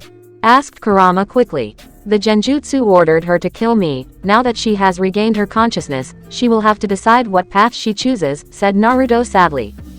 And what path do you mean? Asked Kurama sternly. Either she will hate me forever and will try to kill me. Kurenai, despite everything, is a loyal shinobi of Konoha. She hates traitors and each person that wants to harm the village and the people she loves. In a way, her love for Konoha is greater than my hatred for Danzo, said Naruto simply. Does she love the village that much? Asked Kurama in shock. Yes, her father died to protect the village. She inherited his will of fire and has sworn to defend the village until her last breath. And now I am enemy of Konoha, so the choice is obvious, said Naruto seriously. But she loves you, and will try to get you back, argued Kurama in protest. Do you have any idea what I have done? I have broken her trust, she gave me everything, and now I have spitted on her love with my actions. No matter what righteous reasons I give, I have broken her heart, said Naruto angrily. Naruto, if she chooses to hate you, and comes to kill you, what will you do? Asked Kurama worriedly. Naruto closed his eyes, and took a deep breath. He had thought about this, he knew her better than anyone, and he loved her the most in the world. Naruto couldn't imagine how much pain she was in right now. How were the villagers treating her? Her pain was no less than his, and he was the source of her agony. Hiruzen must have sent Rei to her, and Naruto knew his daughter would ease Kurenai's pain a little, as a child always brings light in a person's life. That was his plan from the start. Rei would find a good mother in Kurenai, while Kurenai would find someone whom she could love again, and someone who would never break her trust. And even if he died during the mission, his death would only affect their lives for some time, and after that they could live in peace. That was the deal he had made with Hiruzen. In exchange for sacrificing himself, he had warned the Hokage that nothing should happen to either of the girls. Kurenai and Rei were the only hope that he had. They were his salvation and the only good thing he had done in his life. He would sacrifice anything to give them a safe and happy future. For their tomorrow he would happily give his today, no matter how much they may hate him. I'll bear the burden of her hatred and die by her hands, said Naruto seriously. You can't be serious. What about Rei? Asked Kurama angrily. I have done all I could to give her a good life. She would be better of not knowing me and what I did. I was prepared for this, Kurama. If they forgive me and give me a chance, which is highly unlikely, then I would do everything possible to gain their love back. But if they hate me, then I will repay them with my life for all the pain and misery I caused them. That's all there is to it, said Naruto firmly. Kurama was just about to persuade Naruto, when someone else came by and sat beside Naruto. What are you doing here, Itachi? Asked Naruto seriously. The older Uchiha looked at Naruto calmly, and then again started looking back at their reflection in the water. How did you get the Mangekyo? Asked Itachi seriously. Naruto gave a suspicious look to his partner, but if he had to work with this man, it was time he started trusting him a little. The way that is written on the Uchiha tablet, said Naruto seriously.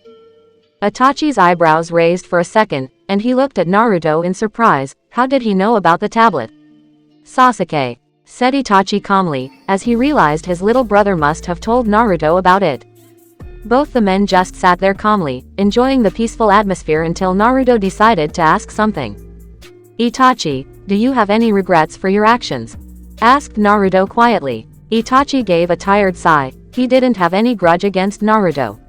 He had seen the boy for the past few days. He was broken and really needed someone who could guide him. Otherwise it would just be a matter of time before he broke. Ka-san, what should I do? Thought Itachi tiredly. Naruto was the son of his mother's best friend. In a way they were family by blood too, as Naruto was an Uchiha.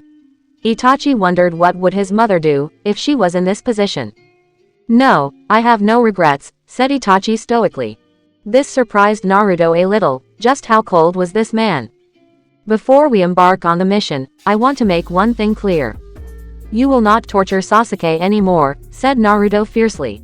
Itachi looked at Naruto curiously. Just how close was Naruto to his little brother? What is he to you? Asked Itachi curiously. He is like a brother to me, and I have tried to ease his mind off revenge for years. Don't make things worse, said Naruto seriously. Itachi just got a small smirk on his face. He was really happy to hear that Sasuke at least had someone who cared for him, and looked after him in his place. How is he? Asked Itachi slowly. Most of the times he is a stuck-up emo prick, but he is a nice guy if you get to know the real Sasuke. He cares for his comrades and wants to rebuild the Uchiha clan, said Naruto truthfully. I understand, said Itachi with a little bit of gratitude in his voice. He then decided to ask Naruto something. It had been years since he had talked with anyone freely. And talking with Naruto was making him feel good. The fact that Sasuke was living a good life was a great relief for him. Maybe his brother would follow the right path, and bring the Uchiha back. How wrong he was. Do you have someone that is important to you? Asked Itachi silently. Yes, I have, said Naruto with a small smile. Silence again followed between both the Anbu captains, until Itachi spoke. It's been 7 years, you start to forget the things you should remember, said Itachi sadly.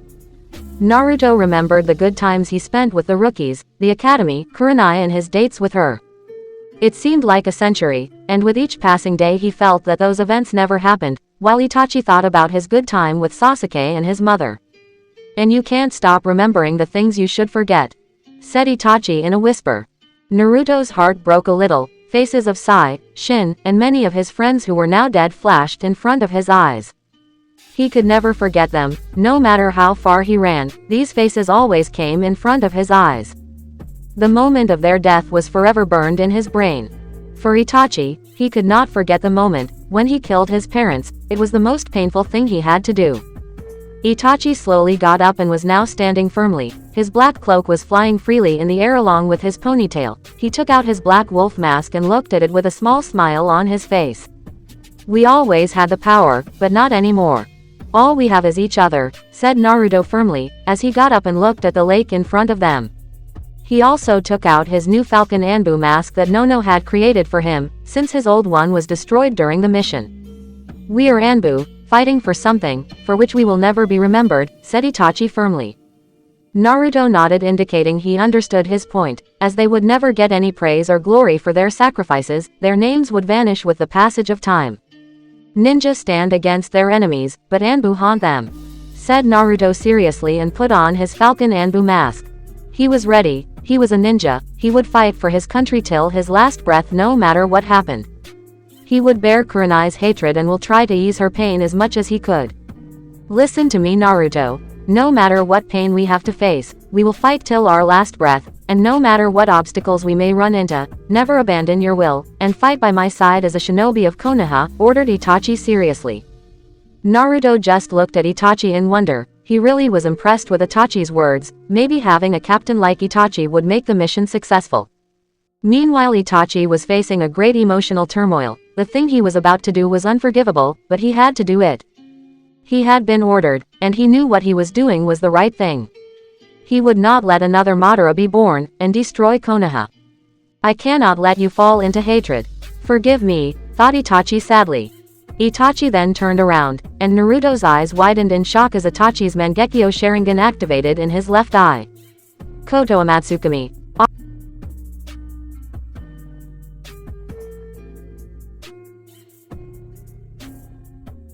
Chapter 35. A Troubled Country.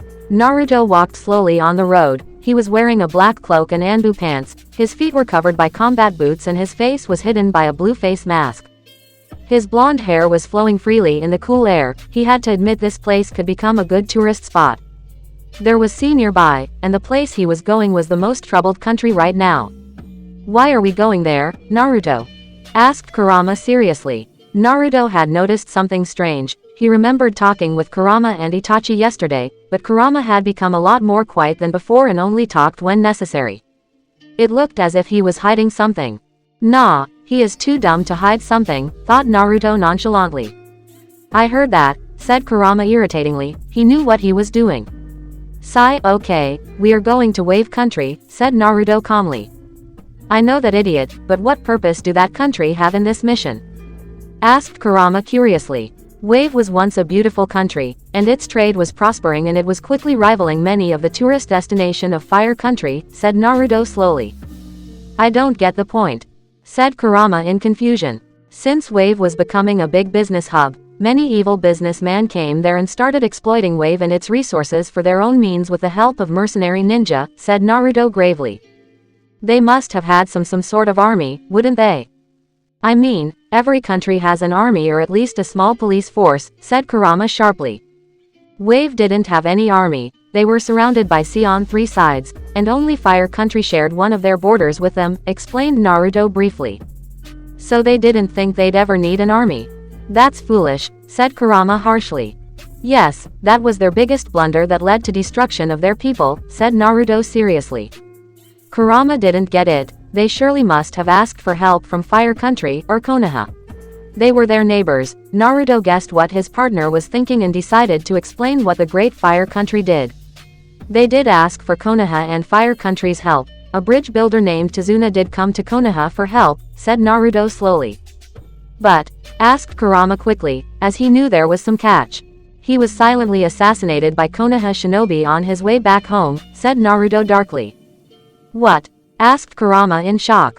It was done on the order of the Fire Daimyo. Wave was becoming a big tourist spot and their business was affecting many tourist destinations in Fire Country, and merchants of Fire Country badly, plus the businessman who took over Wave agreed to pay a large ransom if Fire Country left Wave alone, explained Naruto darkly. That's monstrous, said Kurama angrily. The Fire Daimyo only cares about his country, and many of the luxuries and gifts he gets are from these merchants, and back then Wave was a threat to their business, so you can guess what the Daimyo did, said Naruto sadly. He made Konoha kill the bridge builder and cut off all ties with Wave Country, they were left to die. Said Kurama angrily. That's what Black Ops are for. Konoha is a village but ultimately we live in Fire Country, and the Daimyo is the leader. Every decision that affects the Fire Country is taken by the Daimyo, while Konoha is responsible for protection of Fire Country and in exchange the Fire Daimyo gives us financial support and every other things necessary. It is a mutual agreement that has been going on since the foundation of the hidden villages, explained Naruto briefly.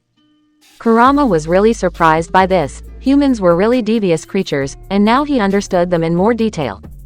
So what is your purpose of coming here if this country is already destroyed? Asked Kurama curiously. It was not destroyed, but it became a safe haven for criminals, thugs and all kinds of missing ninjas.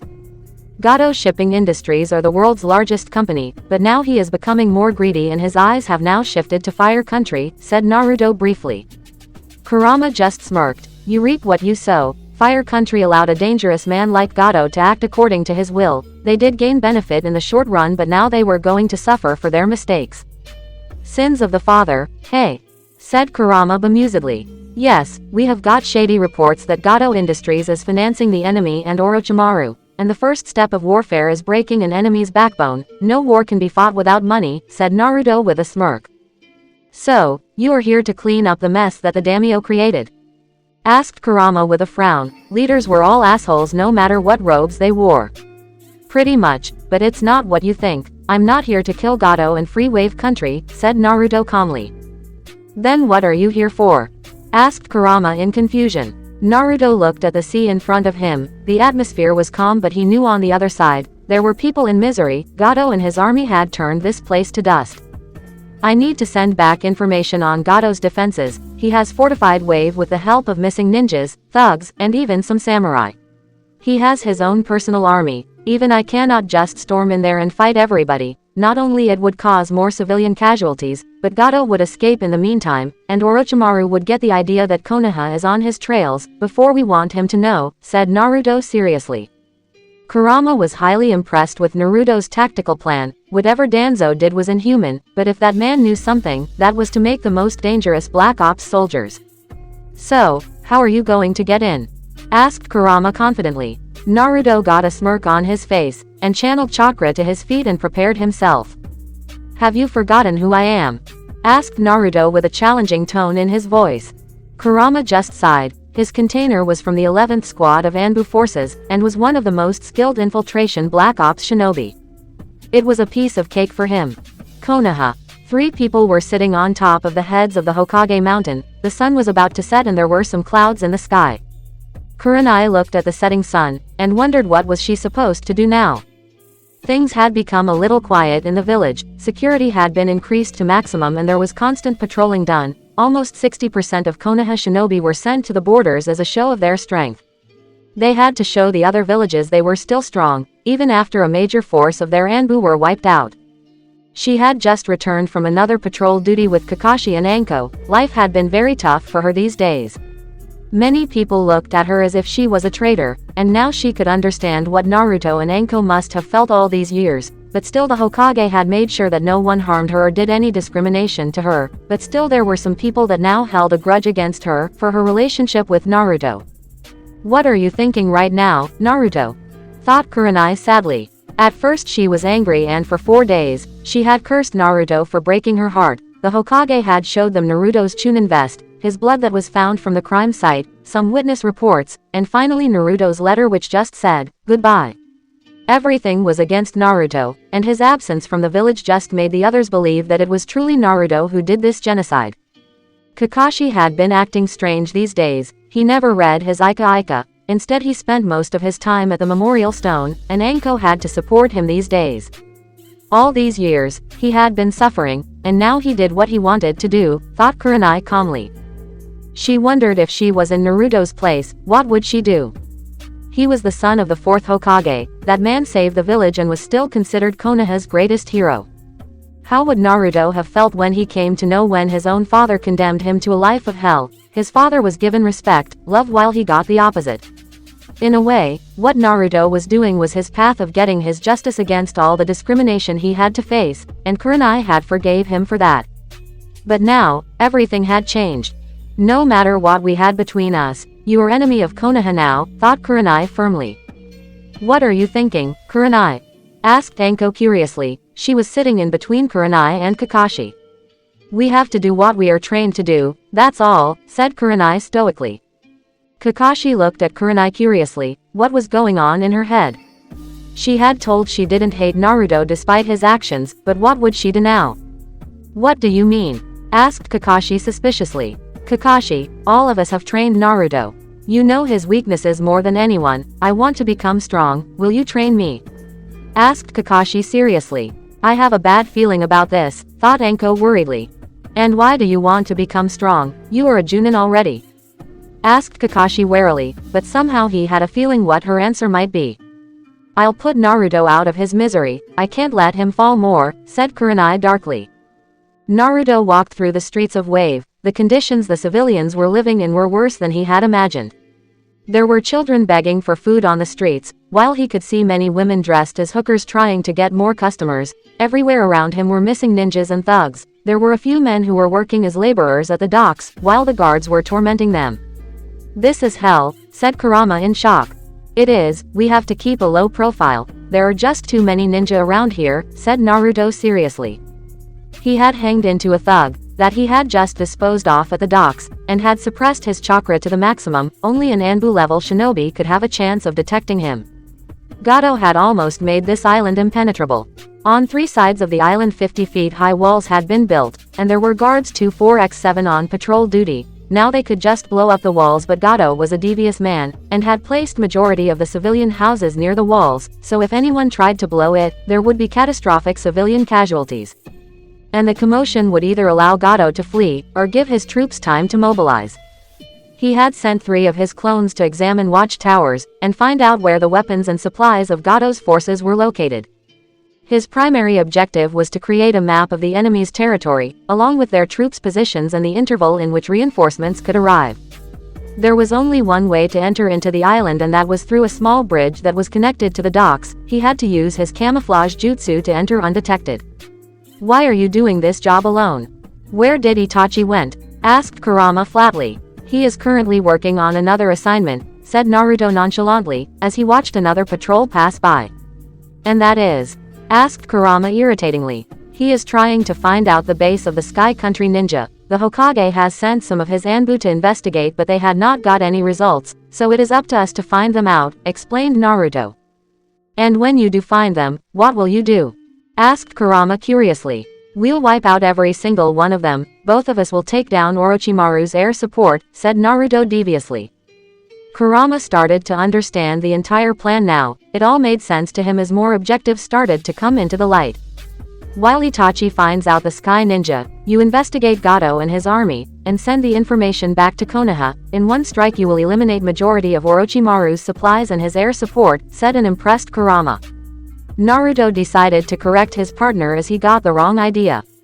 "My job is reconnaissance. Gato has a council of his advisors that help him in handling his underworld business. If you want to find the whole truth, you must capture not only Gato but all of his associates to find out Orochimaru's motives, explained Naruto briefly. I believe that job will be done by Konoha and not by you, said Kurama smartly. Impressive, you are not dumb as you look. The Hokage is planning a small raid in Wave, in order to capture Gato and his associates, but this is a fortress and they need information on not only the targets but everything about Wave, said Naruto firmly. I get the navigation and guard posts, you can scout them out and make a map, but how are you going to find out where is Gato's headquarters and which men do you have to capture along with Gato? Asked Kurama in confusion. Naruto slowly entered a small building. There were various thugs and a lot of women who were almost naked. I am a criminal and can easily look for employment here, and this is the place where majority of criminals open their mouths, said Naruto smartly. Are you really going to go in there? Asked Kurama in surprise. That's my job. Ninja are spies and right now I have to do whatever it takes to get the job done, said Naruto firmly. You are a son of a bitch, you know that? Asked Kurama with a frown. That I am, said Naruto calmly. He then entered into one of the darkest places of mankind, a whore house. The first mission had already begun.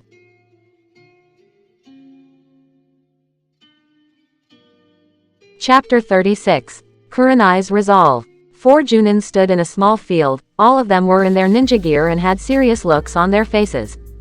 Kakashi was wearing a white t-shirt under his flak Junin jacket, he was wearing blue jeans and sandals too.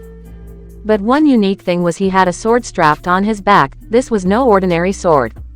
He had used this sword during his time in Anbu, and this was the sword with which he had started teaching Naruto the art of Kenjutsu. Anko was standing beside Kakashi, and was wearing a gray shirt and dark blue shorts. She had her trademark trench coat on her back, but today she was looking very serious and was in no mood for jokes or teasing. There was man standing beside Anko. He was a fairly well-built man with high cheekbones, thick eyebrows and black hair cut in a bowl style. He was wearing a green spandex jumpsuit and orange leg warmers, and the standard Konoha Junin flak jacket on his back. He was none other than Might Guy, the green beast of Konoha, and the strongest taijutsu specialist of Konoha, who was said to be on par with Tsunade Senju in taijutsu. His speed and strength were far stronger than all of his comrades. The last person was none other than Kurenai Yuhi. She was wearing a tight black t-shirt and black Anbu pants, her hair was neatly tied into a ponytail and there was no makeup on her face. She was wearing a white haori on her back, which had the word, Captain, written on it. This was none other than Task Force 1, the new first response team of Konoha. As you all know, our village has suffered a great setback, due to the actions of a former Chunin of Konoha, Naruto Hitaki. He has wiped out a major portion of our Anbu forces and stolen the Forbidden Scroll. Said Kurenai strictly, there was no remorse or pain visible on her face. It was as if she had made peace with her mind. Kurenai, thought Anko worriedly. Our remaining Anbu forces, as well as most of the special Junin have been moved to the front in order to send a message to the other villages, that Konoha is still the strongest hidden village in the world. Due to this, there is shortage of shinobi who have to perform special missions, and as a result the Hokage has ordered the formation of this first response team, said Kurenai seriously. First response teams were generally operational during war times, and performed hit-and-run raids, sabotaging enemy supplies, and cutting off important transport lines of the enemy. Kurenai, I mean Captain Kurenai, I just returned from patrol duty, so can you please tell me, what is our mission? Asked Guy seriously. Usually he would be in a cheerful mood, but these days no one was any mood to crack jokes, and right now he was standing in front of the people who had been affected the most due to Naruto's defection. He had not met the boy, but had heard about his abilities from his eternal rival Kakashi. Looking at Kakashi made Guy leave a tired sigh. His best friend was a lot more quiet these days, and Guy just wished their old days could return, and they could have their matches again. He was even more surprised by Kurenai. She had completely changed since the last time he had seen her. Gone was the kind and gentle Kurenai, in her place was now a cold and calculative Kunoichi. Despite the trouble in her personal life, Kurenai was the most skilled genjutsu specialist of Konoha. Not even Naruto was a match for her in that art. She was highly intelligent too and had a sharp calculative mind. That is why, when Kakashi turned down to the offer to become the captain of this team, she was given the role of captain. It was still a mystery as to why Kakashi had declined. But Guy knew Kakashi. His best friend did not want to be a leader, and right now something was going through his mind. The question was what? Our team's mission is to perform special operations that were previously performed by Tobekatsu Junin, but as they have been sent to the front lines, it is now our job. We have a small task force of Genin, Chunin and some Junin under my command, and our first mission is going to come soon, so I first want us to hone our skills. Each one of us have relied on a specific skill for a long time, but now it is time to change, said Kurenai firmly. What about our subordinates? When are we going to prepare them for battle? Asked Anko curiously. A lot of Genin and all of the Rookie 12 were now under their command. Let them rest for today, these days have been a little rough for them, said Kurenai gently. All the Junin nodded, as they understood the teens had just lost a close friend, and it was not right to just order them around immediately. We may also face some missing ninjas during our missions, we may also be facing Naruto Hatake, said Kurenai icily. It was as if that name was a taboo for her. Once that name brought joy to her life, but now it gave her painful memories. What should we do if we have to face him? Asked Kakashi seriously. He wanted to hear her answer. He had refused to become a captain as he did not think he was fit for the job. He knew what being a leader meant, and right now he was not in full control of his emotions. His heart was breaking every day by hiding Naruto's truth from Kurenai and the others, and his daughter's death too. What about him? Asked Kurenai coldly. Guy and Anko's eyes widened on hearing such a tone. It was as if she had just cut off everything related to Naruto. He is a criminal, nothing more, nothing less. If we find him, my orders are clear for all of you. Bring him back to the village, dead or alive, ordered Kurenai stoically. Kakashi closed his eyes in sadness. How much had she suffered for her to become so cold-hearted? And how much was Naruto suffering right now? Will this madness ever end, Minato-sensei? Thought Kakashi sadly. A ninja must have courage to face his enemies, but how much a person had to strengthen his heart to betray the people he loved, fighting in the shadows and never seeing the light. Anbu, how he wished that such an outfit was never been formed. No Anbu came back in one piece, either they died during missions and even their bodies were never formed, or they come back with their soul destroyed. It was not just the Anbu that were affected, but the people close to them too felt the effects, and Kurenai was one such person. Kakashi knew how much Anbu had affected him, and he wondered how much would it change Naruto. He just wished Naruto and Kurenai can one day be together again, and his little brother could live happily.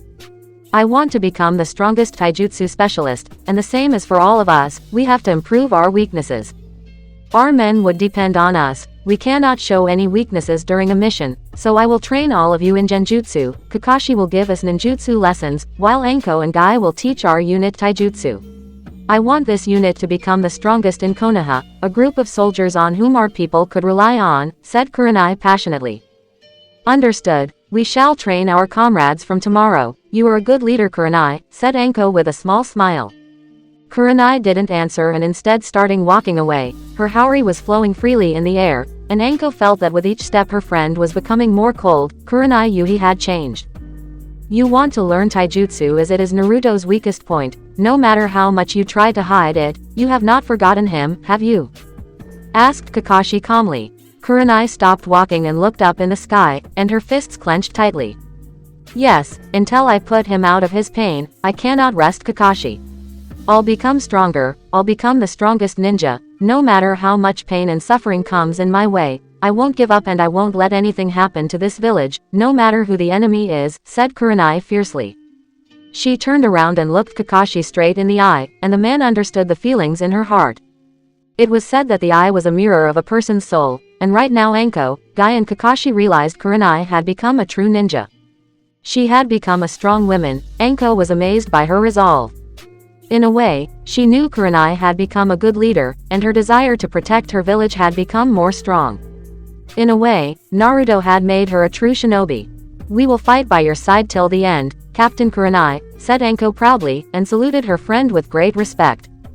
A lone tear slipped from Kurenai's eyes. Her path was difficult and no matter what happened, she would forever cherish the time she spent with Naruto. For her those were the best moments of her life. She didn't know if it was the same for Naruto, but she had loved him with all her heart. Hell, she still loved him now. You have changed, Kurenai, said Kakashi silently. What Naruto did, what he became. My Naruto died that night, part of me died that night, said Kurenai sadly. What will you do now? Asked Guy calmly. Live day by day, said Kurenai silently. All the 4 Junin stood calmly in their places, for 3 of them life had changed. They had lost someone close to them, and the pain was etched in their hearts. For Kakashi, it was becoming unbearable thinking how much longer were the people he loved going to suffer. Come back home, Naruto, prayed Kakashi. Suddenly a loud bang was heard from the northern gates, and the 4 Junin immediately looked at each other. Let's go, said Kurenai firmly. Hi, said the 3 Junin firmly. They started running as fast as their legs could take them, and in a matter of minutes they reached at the northern gates. There was smoke in the air, and the large gates of Konoha were abruptly open. It looked as if they were forcefully opened. The gates remained closed nowadays, as Konoha was on high alert, and without the order of the Hokage they were not opened. And it looked like someone had entered without proper authorization. The smoke started to clear and Kurenai's sharp eyes saw 2 people standing there, and her eyes widened in shock when she realized who it was. What is she doing here? Thought Anko in shock. There stood in front of Tsunade Senju, and her assistant Shizune Kato, and by the looks on their faces they were ready to kill. Tsunade had a large amount of chakra in her hand, and now Kurenai realized she had smashed through the 30 feet Konoha gate.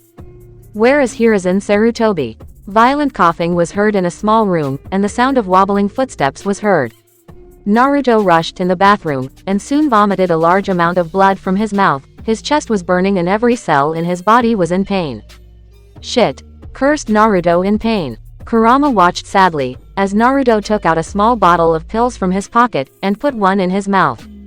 It had been a week since Naruto came to Wave Country and was spying undercover. The boy's condition was deteriorating with each passing day, and he needed medical attention. It was one of the reasons that Kurama was doing what he thought was best for Naruto. Sometimes Naruto was too stubborn. Naruto panted heavily, and soon rested against the wall. His coughing stopped and he took a deep breath. You don't have much time, said Kurama seriously. I pant no, said Naruto tiredly. How is your eyesight? Asked Kurama worriedly. It's fine, if I don't use my Sharingan, my eyes won't be damaged further for a while, said Naruto simply. Your body is collapsing with each passing day, you need to meet her soon, otherwise it will be too late, advised Kurama sagely.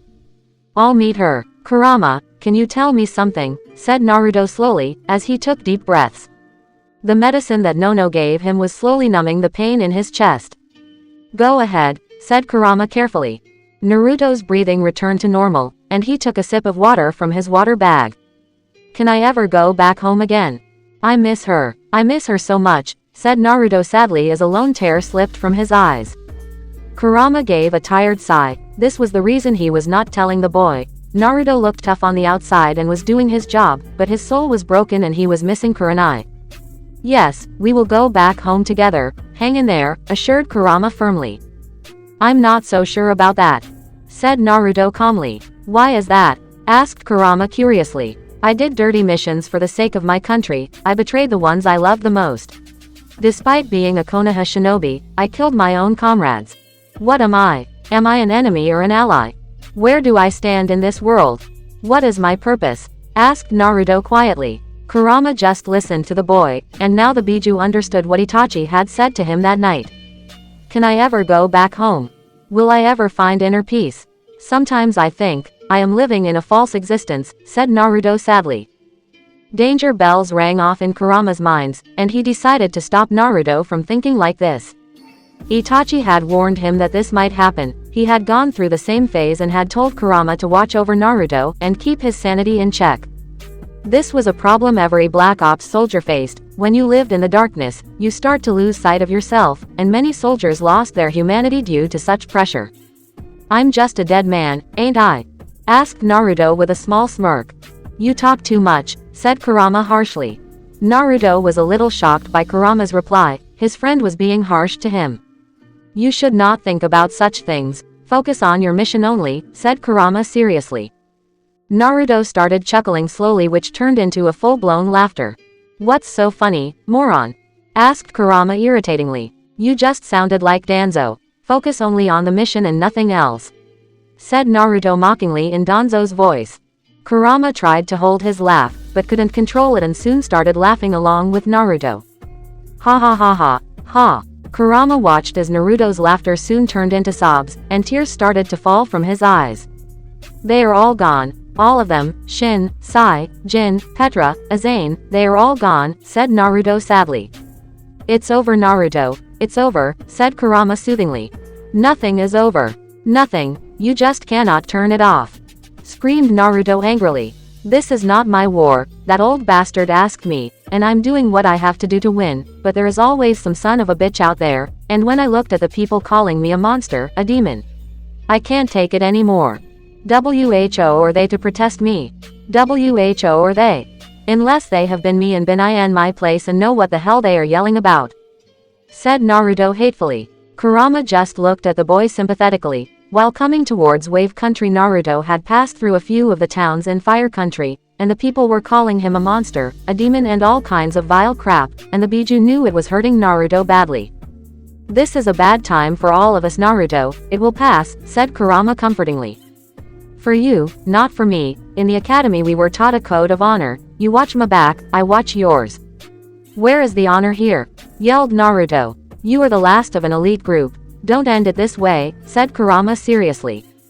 Naruto got up from the floor and looked at himself in the mirror. He just didn't feel anything when he looked at his face in the mirror.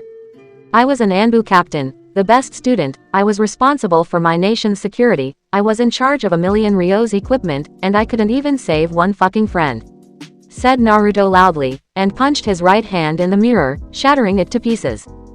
He collapsed on the ground again, and this time more tears came from his eyes as blood continuously leaked from his right hand, as pieces of glass were struck in it. Where is everybody, Kurama? Asked Naruto quietly. A lone tear slipped from the Biju's eyes, as he felt the pain in Naruto's heart. It was unbearable, so much time had passed and nothing had changed. Was there any hope for them? You remember Jin, that idiot who always said he was going to become the richest man and fuck 1,000 girls, said Naruto with a small chuckle. Hi, said Kurama silently. We were on a covert op in Iowa, the enemy had us pinned down, he tried to flank the enemy position and fucking stepped on a exploding tag hidden on the ground. I watched his body getting blown to pieces, his blood rained down on me. My friend was all over me, said Naruto in agony. Naruto's hands trembled a bit as sounds of that night rang in his ears, those screams still were loud as ever. I went to help him, but there was nothing left, his hands were gone along with the lower half of his body, he is laying there, he keeps telling me, I wanna go home, I don't wanna die Naruto, I don't wanna die, but I couldn't find his legs, his blood was all over my body and I could not save him, I couldn't save him, I couldn't save Shin, Sai, Isane. I couldn't save my friends, said Naruto sadly.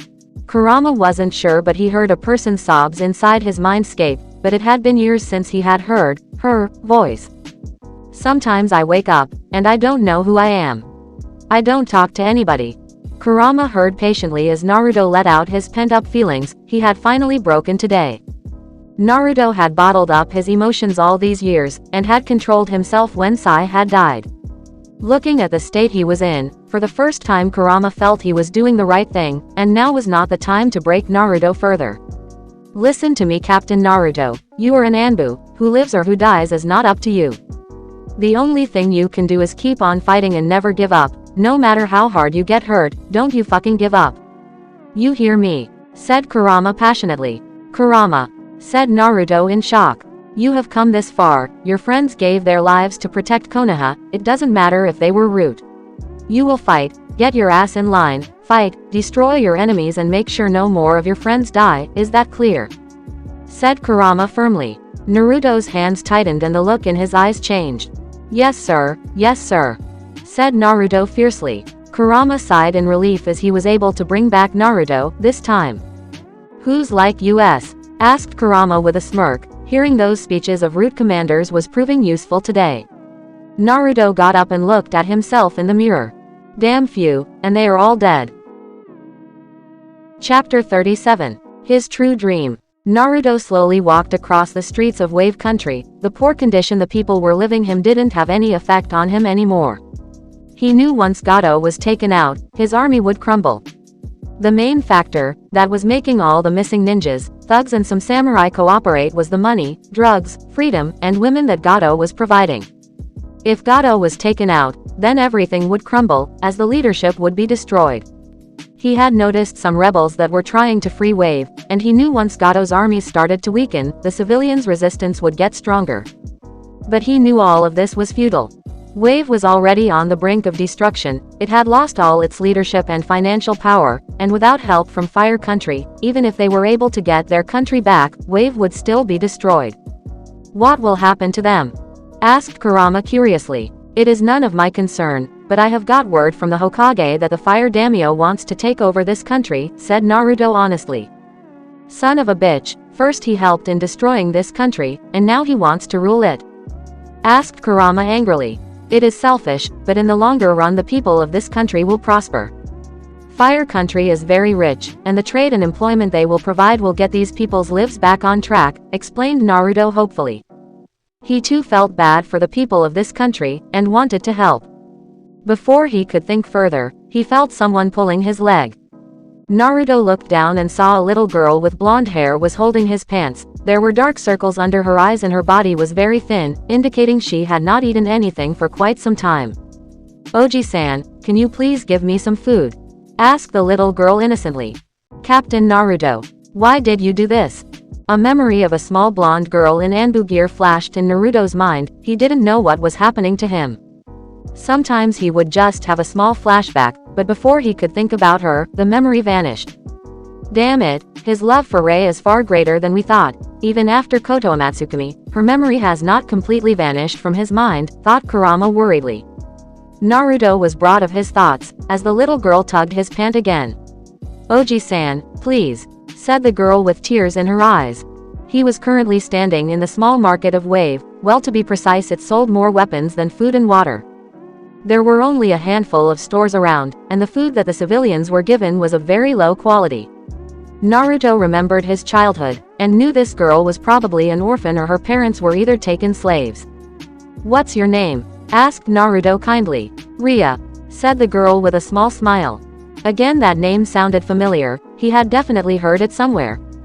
Where was it? Idiot, the girl's hungry, either get her something or just leave, said Kurama harshly. Why did the girl's name have to be the same as her? Hi, don't get so grumpy, stupid fox, said Naruto with a frown. Naruto took the girl in his arms, and walked towards a small store which was selling some soup. His face mask was doing its job in hiding his identity, as no one was recognizing him. Looking at the happiness in the little girl's eyes, brought a small smile on his lips.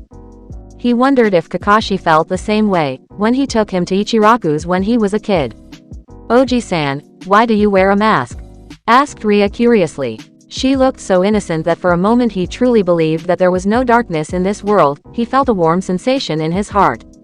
Is this how a man felt when he had a child? All of these feelings were new to him, he had sealed away his emotions for a long time. But talking to Ria, he felt happy. Sure, he had just met the girl a few moments ago, but talking with her was really making him feel a little happy. It was really true that children were always a ray of hope no matter how dark or hopeless the circumstances seemed. Guess, it gives me something to fight for, thought Naruto warmly. He then realized he had not answered Ria's question, as she was still looking at him with that innocent look in her eyes. She barely was 6 years old, how could someone let such a small child live in these circumstances? Well, I am not good looking and besides this mask looks cool on me, said Naruto jovially. He really didn't have much experience with young girls. Sure, he had spent a lot of time with Konohamaru, but girls were a little different. He was thankful to Kakashi for making him read books, as somewhere he had read, that you have to be kind and gentle to young females, and not just say anything that comes in your mind. You look cute, said Ria with a small smile. Huh? Asked a surprised Naruto. You are good looking Oji-san, and your mask is indeed cool, said Ria happily. Naruto chuckled loudly on hearing that. How long had it been since he had laughed so much? You are kind Ria-chan, but can you not call me Oji-san?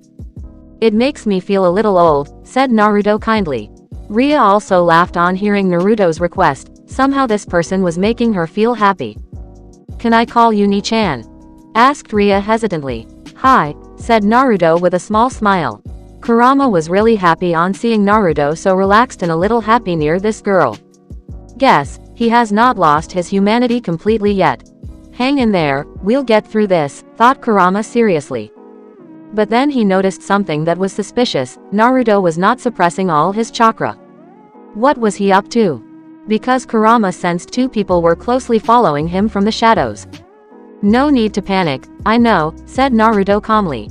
Kurama didn't know what his contained was thinking, the boy sure was a mystery.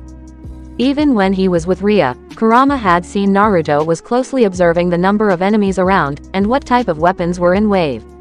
Meanwhile Naruto was having similar thoughts. For the past week he had been trying to figure out all the different routes in wave, along with the number of guards on each passing. A combined assault from the ground and sky is the only available option. Gato's headquarters are in District 10, and I bet most of his associates would be in that area. The ground team can secure the perimeter, while the aerial team grabs the targets and make a quick escape, but these rooftops are a major threat, thought Naruto tactically. What do you think would be the best option? Asked Kurama curiously. Naruto was a skilled captain and it was his job to make sure to get every information possible along with some solutions. I won't lie Kurama, there are going to be a lot of casualties in this raid, said Naruto stoically. Surely the ninja of your village are more than capable of defending themselves, said Kurama firmly. That's not the point. No matter how powerful you are, if the enemy has a strategic viewpoint of your position, you are as good as dead. Gato knows an aerial assault is possible, so he has placed almost 50% of his forces on rooftops, and some of them are skilled archers. We cannot destroy all the houses, as they still have civilians in them. The casualty ratios will be 2:1. The soldiers on the ground will be facing the heat, as they would have to distract the enemy while the aerial team covertly escapes, explained Naruto briefly. He is truly your son Minato, thought Kurama proudly, as Naruto's analysis was indeed logical. So what do you have in mind? Asked Kurama seriously. Naruto watched as Ria drank her soup happily. He had to make sure there were minimum civilian casualties. He couldn't bear the thought of getting young kids like Ria get killed in this operation. He looked at the waitresses and signaled her to come towards him.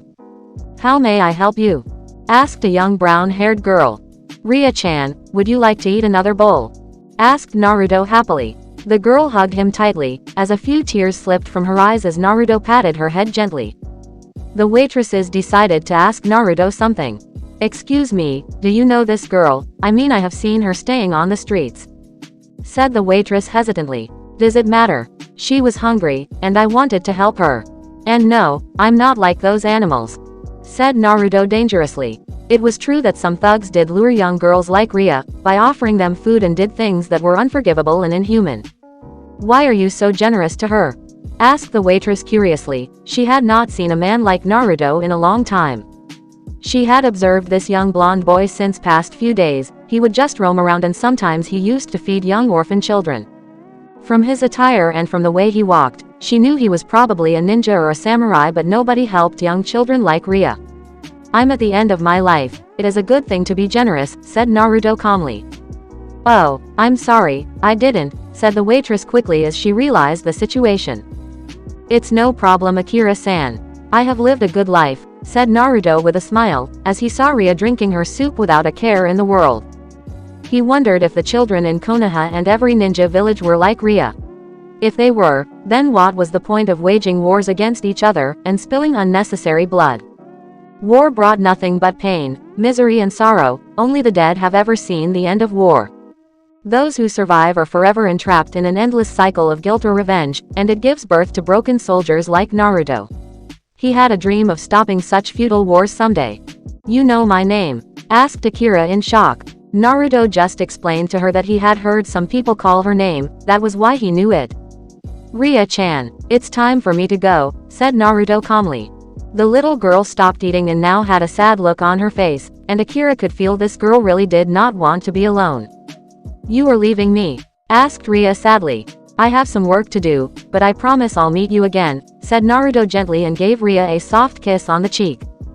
He then got up and signaled Akira to follow him, and when they reached a corner he gave her small pouch. Akira curiously opened it, and was surprised to see a lot of money in it. Keep her with you for a while, give her what she wants, those people are out today in search of new young girls. You understand what I'm saying? Asked Naruto sharply. Normally Gato's thugs would leave young girls alone, Even a vile man like Gato knew that people would do anything for their children, and had ordered his men not to harm them. But for orphans like Ria, there was no such thing and they were easy prey. But, said Akira in protest, but was cut off when Naruto's cold blue eyes looked at her dangerously. That was not a request, keep her safe. And on which date is there a new moon? Asked Naruto sharply. Friday, said Akira with fear, as she was a little terrified of Naruto. Are the docks working on Friday? Asked Naruto calmly. Akira was quite surprised with his sudden change in personality. One minute he seems like a kind person, and the other moment he turns into a dangerous man. No, navigation becomes difficult, so they have been closed, said Akira slowly. Perfect, a small team can infiltrate through the docks, there will be no moonlight so they won't be spotted by the guards. While the aerial team secures the prisoners, the ground team will secure the perimeter and take out any resistance, but this would have to be done before sunrise, because the whole damn city will be over them if they are caught. Hiruzen, you better be careful or you are going to have to fill 100 body bags, thought Naruto seriously. Kurama watched in amazement as Naruto devised a brilliant plan. The boy did have the brains to be a captain. Naruto thanked the waitress and slowly walked out of the stand. He knew he was being followed, and that was what he exactly wanted. What are you up to? Asked Kurama curiously. He could never guess what Naruto was planning. In order to disrupt an army, you have to wipe out its leadership. It will cause panic, which leads to mistakes, ultimately giving your enemies the vital chance of winning. This is my first move. In 3 moves Gato and his associates will be mine, said Naruto smartly. You and your damn mysteries, said Kurama in annoyance. That's why you are a baka, said Naruto jovially. Why you? Said Kurama angrily, but was cut off as Naruto took a sharp turn in a small alley.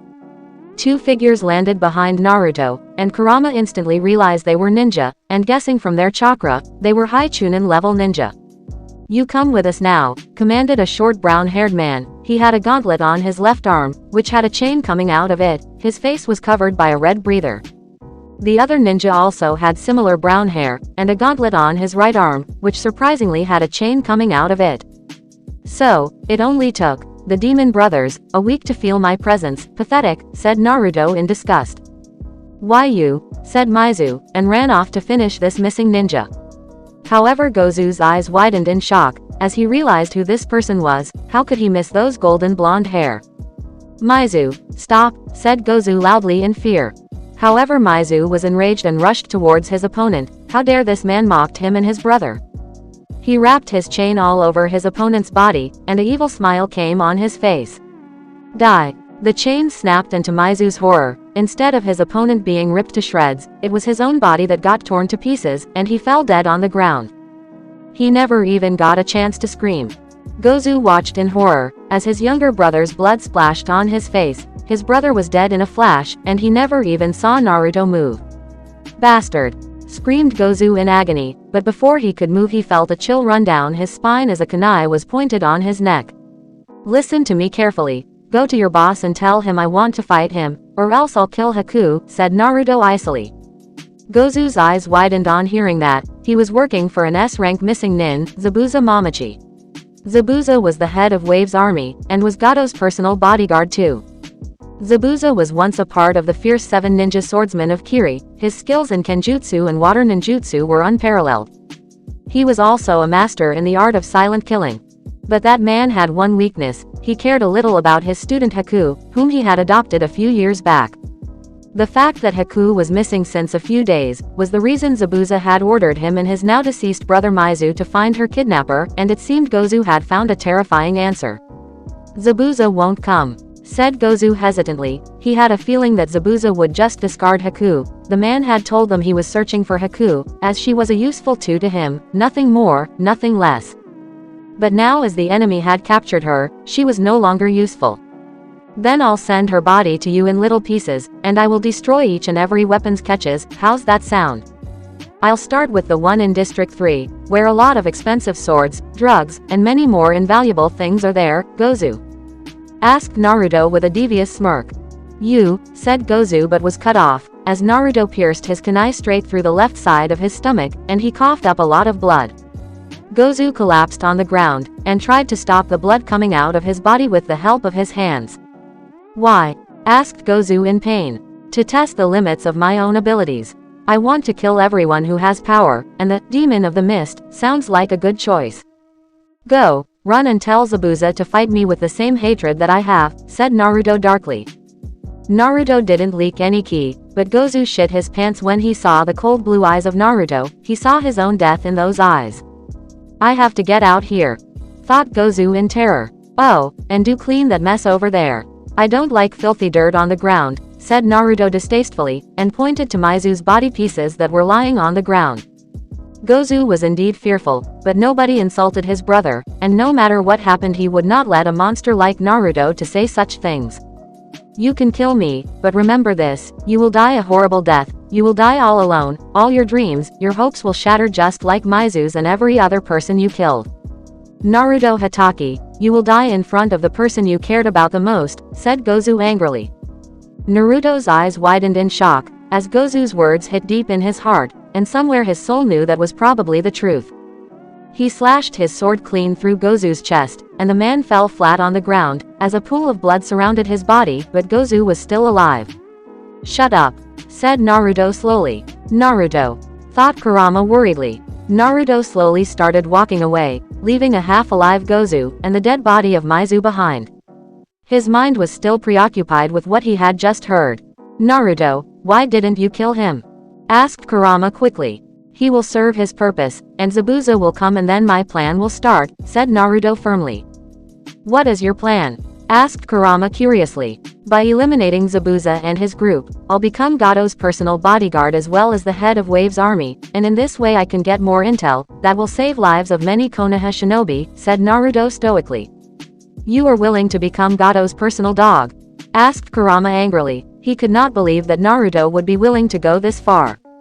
Naruto looked at the clear sky, the shiny rays of the sun were hitting his eyes, and for a moment he saw Kurenai's face flash in front of his eyes.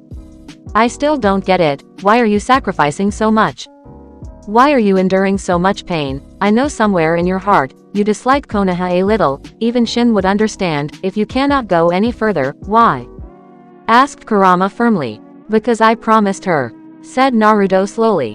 What? Asked Kurama curiously. Naruto closed his eyes, as the defining moment of his life flashed in front of his eyes. Flashback. A few months ago.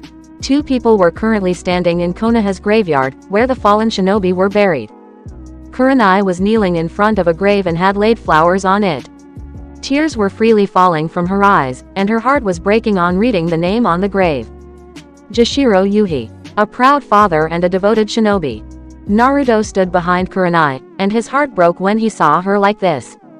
He didn't have a father, so he couldn't understand her pain, and that was killing him. He wanted to be there for her, and take away all the pain from her heart, and right now seeing her crying like this was making him feel helpless. Naruto embraced her from behind, and Kurenai leaned in his arms. She was glad he was by her side. Today was her father's death anniversary, and also Naruto's birthday. But despite that, he had allowed her to grieve, and was by her side. Naruto, I miss him so much, said Kurenai sadly. He will be proud of you, said Naruto soothingly. Somehow being this close to her made him feel her pain. I wanted him to see me becoming a shinobi. He had a dream of protecting this village, and I won't let his dream die. I just don't want any more of my friends to die, said Kurenai in a broken voice. Tears slipped from Naruto's eyes as he remembered all his friends who had died. All of them had died for Konoha, but not anymore. He slowly got up, and started moving towards the exit, as the pain in his heart was unbearable and he didn't want Kurenai to see him this way. Naruto heard quick footsteps coming his way, and he heard her voice. Where are you going, Naruto? Asked Kurenai gently. Naruto's hands clenched tightly, and he knew what he had to do, no matter what happened. I've made up my mind, said Naruto firmly. Huh, said Kurenai in confusion. Naruto turned around and looked her straight in the eye, and she noticed the tears in his eyes. I'll become more stronger and change things. I promise you, I won't let anything happen to your dream, no matter what hell I have to go through. You won't be crying over any of your friends or family's graves from now on, said Naruto with determination, and his dark blue eyes showed Kurenai his resolve. Naruto, you, said Kurenai in shock. Did he love her so much? Flashback end. A lone tear slipped from his eyes, as he remembered Kurenai and the promise which he had made to her. For him, that promise was as important as the one which he had made to Shin. And he would not break that promise at any cost. That is something you cannot understand, Kurama, said Naruto calmly. What is that I am not understanding? Asked Kurama in confusion. I am not doing this for Konoha, or my comrades, or in the name of duty. I am doing this for her dream, said Naruto sadly. Kurama got a hint of what Naruto was trying to say, and he somewhat understood Naruto's resolve. You are willing to go that far for her, even knowing that she may never know how much pain and suffering you are enduring for her? Asked Kurama in surprise. Even if it costs me my soul, I don't want to see her crying in front of graves. I don't want any glory, or any type of gratitude, I just don't want to see her cry. Said Naruto in a soft voice. Is this your dream? Asked Kurama softly. I don't know if I can create a peaceful world or not, but I want to create a home where Kurenai can live peacefully, said Naruto seriously. So, you want to bear everything alone on your shoulders? Asked Kurama flatly. Hi, said Naruto honestly. You need to tell her, telling her your truth would ease her mind, said Kurama seriously. No, said Naruto firmly. Why don't you understand? Asked Kurama furiously, and thrashed his paws against his cage in frustration. You listen to me, I need her to be safe, okay? That's the only thing I need, said Naruto fiercely. When are you shinobi ever safe? Asked Kurama with a snort. This is different, Kurama, said Naruto quietly. How? Asked Kurama curiously, he just couldn't understand what Naruto was thinking. Because of the crap we are in, the shit I am dealing with, we have been on this road before Kurama, with Danzo, now Gato, and Orochimaru, we both know where this ends, one of us will die or worse than that, and I cannot involve her in this mess, said Naruto firmly. So, you just decided yourself and want to play a hero? Asked Kurama distastefully. I'm expendable Kurama, Kurenai is not, I cannot sacrifice her, said Naruto fiercely. Naruto, said Kurama but was cut off. You told me that you see a way out for me, you see a light at the end of this ugly-ass tunnel, I don't, said Naruto sadly. Kurama's heart broke a little on hearing his partner didn't believe in him. But I'll tell you what I do know, I'll die fighting for her, because that's what I have waiting for me, that's all I have waiting for me. I want her to be safe, I want Kurenai to have a life, become a happy person, having her kids, grandkids and living a peaceful, happy life, that is my perfect ending, and this is the only one I will get, so I'll fight till my last breath for that dream, said Naruto stubbornly. Kurama was proud as well as sad at the same time on hearing that, proud of Naruto for loving Kurenai so much, and sad that he was not understanding one important thing. Why don't you understand? You are her life, thought Kurama sadly. Both of them hadn't realized that they had been walking for the past 30 minutes, and were now standing in front of the docks. Naruto took in a deep breath, and got a small smirk on his face. So, you came, Zabuza Mamachi, said Naruto with a grin. He was right as behind him was standing none other than, the demon of the mist, and one of the most dangerous shinobi in the world. Zabuza had a very well-built body, and his bare chest was showing his muscles and the power he possessed, but the most dangerous thing was the large sword strapped on his back. It was almost as big as Zabuza, and was so sharp that it could cleave many heads in one swipe. Zabuza's eyes gleamed maniacally as he knew his opponent was strong, and he loved fights. The fact that his enemy had Haku was another factor he wanted to crush Naruto. He was not an S-rank ninja for nothing. Zabuza's ki flared in the entire area, and he took out his large sword. Let's have a blast. Naruto Hatake. Chapter 38. Fierce Battles. Two persons stood on top of the ocean that surrounded Wave Country. Both of them were looking at each other murderously, and the ki in the area was enough to kill any civilian and weak shinobi too.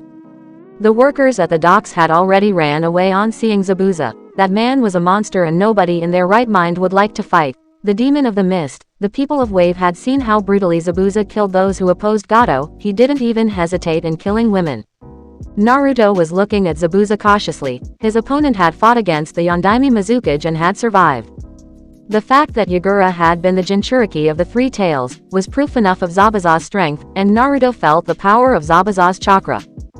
To make things worse, Naruto had just killed two of Zabuza's most loyal men, and kidnapped his student. Hatred may make people do stupid things, but it also gives an unimaginable power to those manifested with it. Naruto still remembered Shin's words. His brother was a powerful shinobi, and that night he had allowed Naruto to kill him.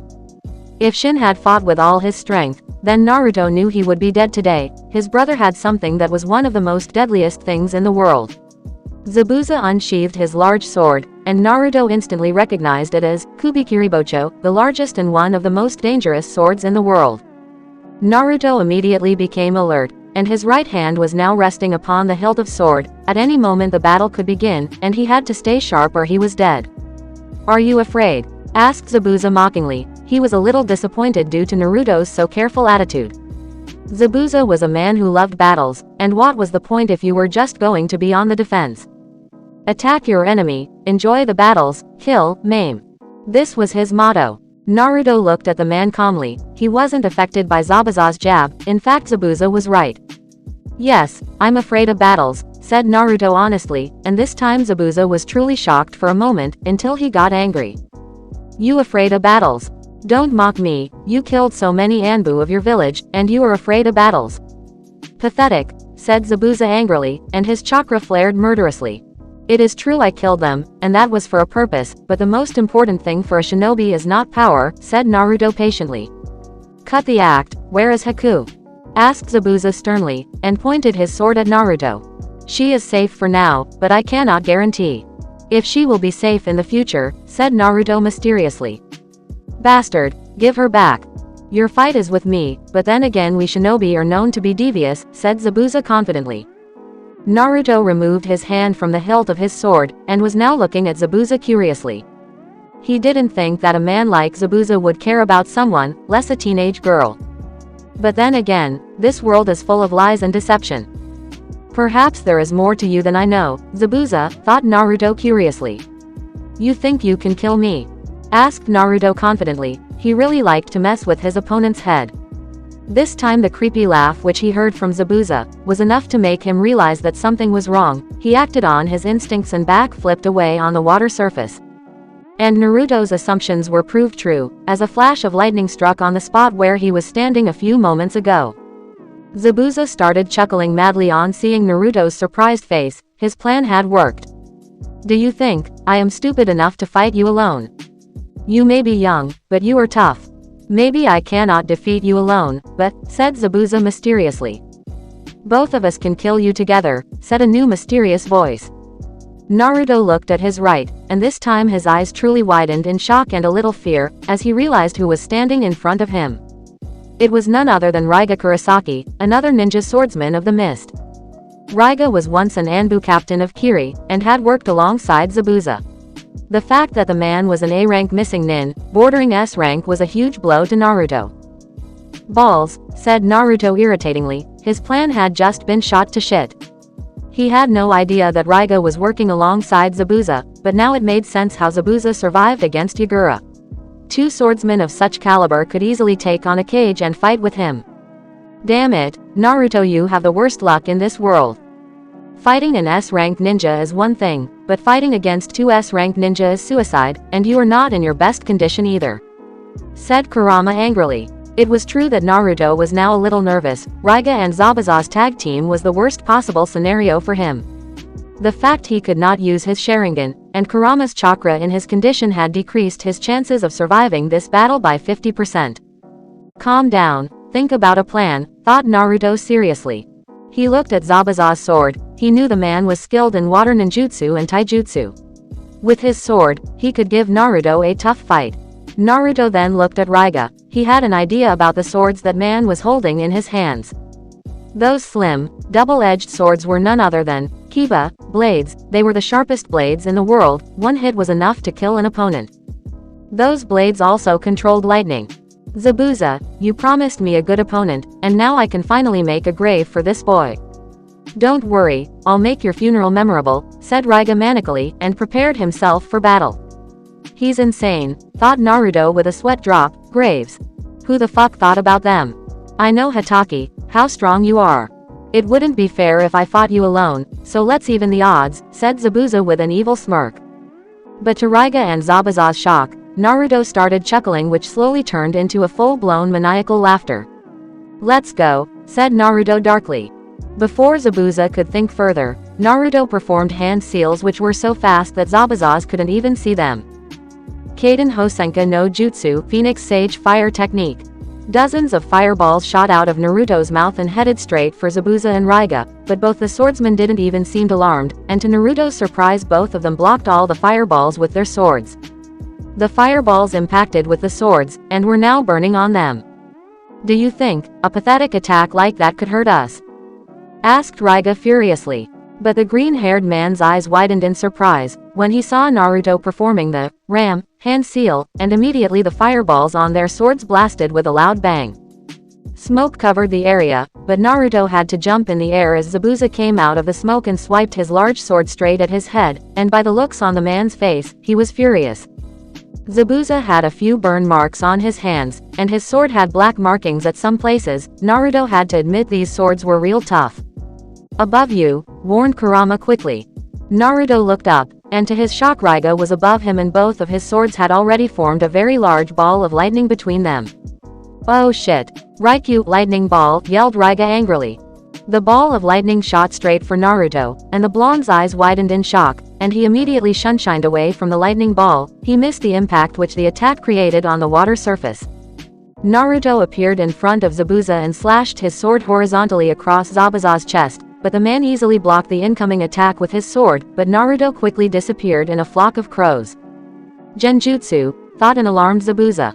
At the last moment, Zabuza was able to parry an attack from behind that would have taken his head off. He was now truly wary of Naruto, but he was further shocked when another person appeared behind him, and it was none other than Naruto himself. In a flash, Naruto slashed his sword clean across Zabuza's head, but to his shock his opponent just smirked, before he dispelled into water. Mizu Bunshin, damn it, thought Naruto in shock, as Zabuza had used the same trick. Naruto's eyes widened further in horror, when Raiga emerged from the water beneath him and gave him a solid punch that sent him sailing in the air. Naruto coughed up some blood from his mouth. That punch was solid and his cheek was badly bruised, but he felt another painful sensation when someone gave him a crushing kick from behind. Zabuza smirked as he saw Naruto crashing in the water. He had to admit it was a bit unfair for the boy, but nothing was fair in their world. Kurama watched worriedly, as Naruto emerged from the water. A lot of blood was now leaking from his mouth, and he had a bruised cheek and a bad wound on his back. Naruto's wounds were healing, but it was taking more time than usual. His body has still not recovered completely, and these two are a dangerous tag team. He has to retreat, thought Kurama firmly. "I thought you came here to fight, is that all you got?" asked Zabuza distastefully. "He is a waste, Zabuza. This fight is no fun now," complained Raiga. He had just joined Zabuza as the man had promised him good fights, and freedom to do whatever he wants. Wave was heaven for Raiga. He could kill anyone and mourn for them. He could create as many graves as he wanted, provided he helped Gato and Zabuza rule over Wave. He didn't mind that. After all, he was getting free food, lots of money, he could do whatever the fuck he wanted. This was far better than Kiri, where he had to follow the Mizukage's stupid orders. That was the reason he had supported Zabuza in his rebellion, but they had underestimated the Mizukage and had lost. Fortunately they were able to escape. "Let's kill him, Raiga, and put him out of his misery," said Zabuza in a bored tone, and prepared to kill Naruto, who was panting heavily. Raiga raised his swords and a giant tornado of lightning started gathering in the sky. The winds started to get more violent and suddenly the entire atmosphere turned completely cold. Naruto still had his head down, and was trying to stop the pain in his chest. His disease was slowly killing him from the inside. He could have fought Zabuza, but Raiga had ruined his plans. "Well, let him kill the boy, or else he'll complain like an old hag for a week," thought Zabuza with a chuckle, and waited for Raiga to launch his attack. Die. The lightning tornado hit Naruto head-on, and a large blast occurred, followed with sparks of electricity flying all over the nearby water surface. "It's over, let's find Haku," said Zabuza seriously, and turned around to leave. "HN," was Raiga's reply, but before both of them could leave a monstrous blast occurred behind them. Zabuza and his partner turned around, and their eyes widened in shock when they saw Naruto standing firmly on the water surface. His entire cloak was blown to pieces along with his shirt. Both the swordsmen were surprised when the burn marks on Naruto's chest were healing slowly. Naruto's entire body was covered in blue chakra, and his ki was so malicious that sweat started to form on both the missing ninja's body. But Zabuza and Raiga's eyes almost popped out of their head when they saw a 3-tomo Sharingan in Naruto's eyes. What the hell? Thought Raiga in shock. Impossible. Thought a wide-eyed Zabuza.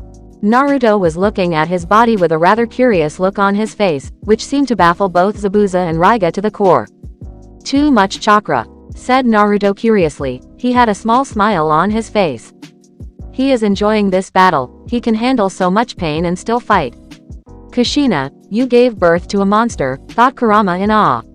What are you? Said Raiga, but was silenced, as Naruto appeared in front of him in a flash and gave a roundhouse kick straight at his chest. The green-haired man was sent flying straight 30 feet away into the docks, and Zabuza was now truly shocked. Your turn, said Naruto murderously, and performed a set of hand seals which Zabuza mirrored quickly. Sweden. Mizu Dangan no Jutsu. Sweden. Mizu Dangan no Jutsu. Both the water bullets collided with each other at full force, and cancelled each other out. Naruto and Zabuza battled with each other, and now Zabuza knew Naruto was fighting with all his strength and his attacks were ferocious. Zabuza swung his sword at Naruto's right flank, but the blonde parried the attack with his own sword. Zabuza tried to hit Naruto with his left hand, but the young boy effortlessly caught his hand, and gave a sickening twist followed by strong headbutt that sent the demon of the mist flying a few meters away. He was testing us, damn it. This kid is strong, thought Zabuza worriedly, as Naruto had just gave severe blows to both the swordsmen one after the other. Zabuza wiped away the blood that was now leaking from his forehead. Raiga landed beside him and Zabuza spotted a large amount of blood was leaking out of his partner's mouth. So, you are an Uchiha. This world is full of lies and deception, said Zabuza with a mirthless chuckle. On that we can agree, said Naruto with a small smile. He did not hate either Zabuza or Raiga, but then again they were not his friends too. Perhaps, in some other world they could have been friends, but right now they were enemies and an obstacle in his mission. Obstacles which he decided to clear. Both the swordsmen of the mist now had satisfied smirk on their faces. It had been a long time since they had fought someone this strong, and now they could truly enjoy their fight. Naruto immediately took out his sword, as he saw Zabuza and Raiga perform the same hand seal, and he knew what was coming. Kurigakur number Jutsu. So a counter-attack against my Sharingan. Impressive, thought Naruto cautiously. It was true the mist was full of chakra and there was no way his Sharingan could detect his enemies. His opponents were Anbu captains in the past, and had more experience than Naruto. We have fought against Sharingan wielders in the past, we know your weakness. Raiga's voice could be heard from every direction, and the echoes it was creating could have terrified any Chunin and even some Junin. Now, I know why Hatake is your brother, show me your power. Zabuza's murderous voice boomed all over the area, and in a flash Naruto got a large cut on his right ankle which made him drop on one knee. Both of these men are masters in the art of silent killing. Even, I'm no match for them in this art. If I don't use my sensor abilities to its full capacity then I'm in deep shit, thought Naruto analytically. Naruto deactivated his Sharingan. He could barely see 6 feet ahead of him. The air around him was so cold and it reeked of malicious ki. This was going to be one of the most dangerous fights of his life. The young Anbu captain heard a faint voice from his right flank and his eyes widened in shock when he saw a flash of lightning heading towards him, and in a second Naruto rolled to the left side as the lightning attack passed mere inches from his face. But a wild flash was heard, and Naruto's eyes widened in shock and pain as someone just sliced straight across his back. A shower of blood rained down in the ocean of wave, and the red color of blood was now mixing with the dark blue color of water. It feels so good, said Zabuza so manically, as a lot of blood was now leaking from Naruto's entire back where Zabuza's sword had taken out a lot of his flesh. He's fast, there is only one way out of this, thought Naruto painfully. Taju Kage Bunshin no Jutsu Multi-Shadow Clone Technique. Both Zabuza and Raiga eyes widened in fear. When more than 100 Naruto clones appeared in the area, there were so many clones that Zabuza didn't know which one was the real Naruto. Attack Formation 47, Shield, commanded a voice. To both the swordsmen's surprise, all the clones got in a defensive formation and had each other's back. There was now no way they could attack Naruto head-on. Sure, they could take out half of the clones but then they would be exposed, and the rest of the clone army would finish them off. You're right, I came here to fight, and I'm going to win, no matter what, said Naruto loudly. Attack. Zabuza sensed a massive chakra building inside the clones, and 40 to 50 clones charged in all the directions, and now Zabuza and Raiga had to dodge as the clones were just swinging their swords wildly in the air. They didn't know where Zabuza and Raiga were, but one hit was enough to kill them. Both the swordsmen started killing as many clones as they could with all possible stealth, so that they could not reveal their position, otherwise their jutsu would prove ineffective. Meanwhile, a group of 20 clones were healing the original Naruto's wounds, while the remaining clones were guarding their perimeter. Distant sounds of fighting could be heard all over the place, followed by the screams of the clones and the sound of swords clashing with each other. Naruto knew his clones were at a great disadvantage and ultimately they would be killed, but that was his plan. He ordered the rest of his clones to go join the fight as they finished healing his wounds. The clones nodded and jumped in the mist with a loud battle cry. It was only a matter of time before they were killed.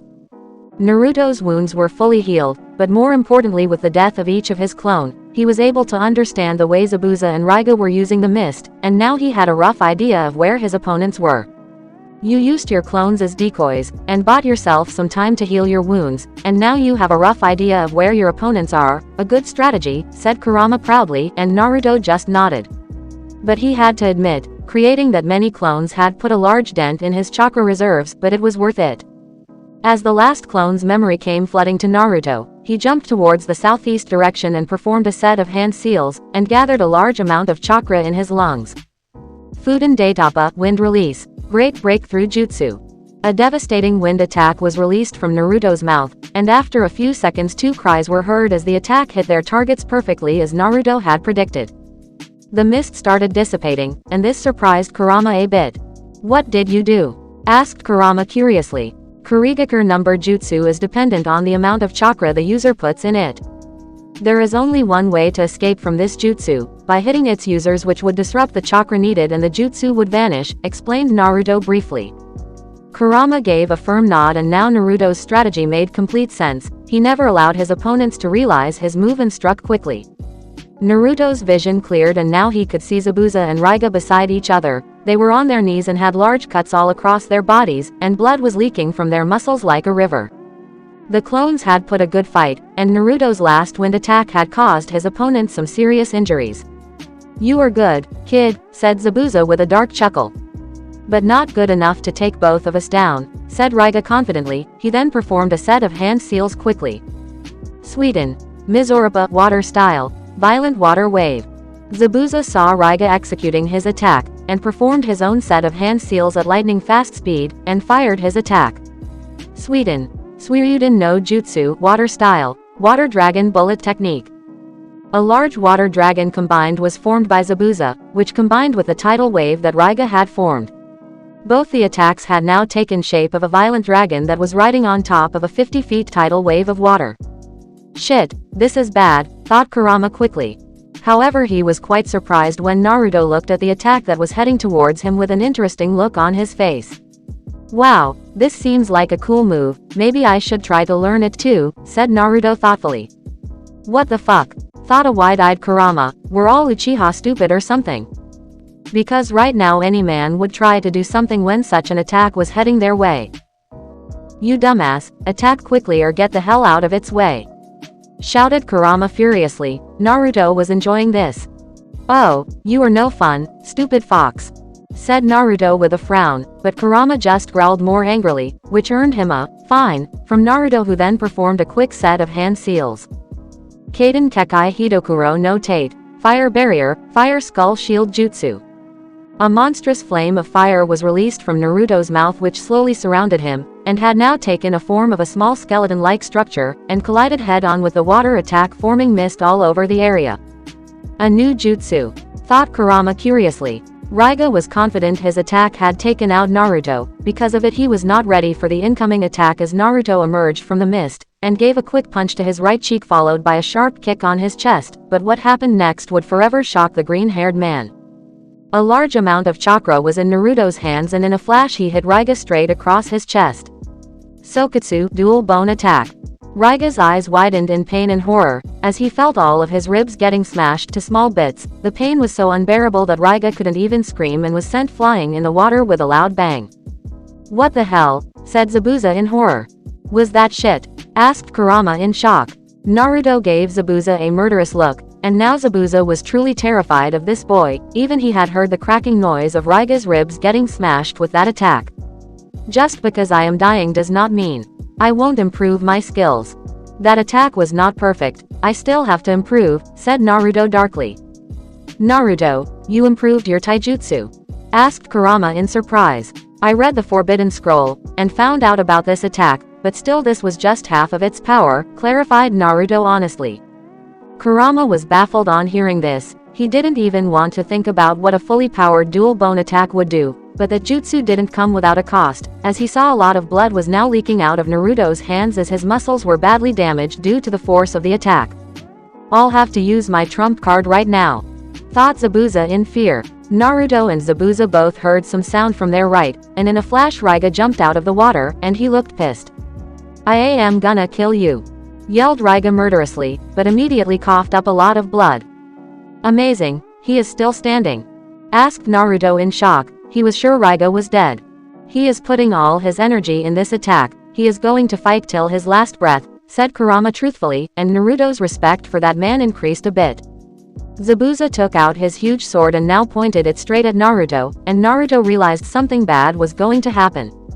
Naruto Uchiha, witness our true power, said Zabuza loudly. Naruto's eyes widened in shock, as he saw his opponent's sword started glowing brightly, and he had a very bad feeling about this.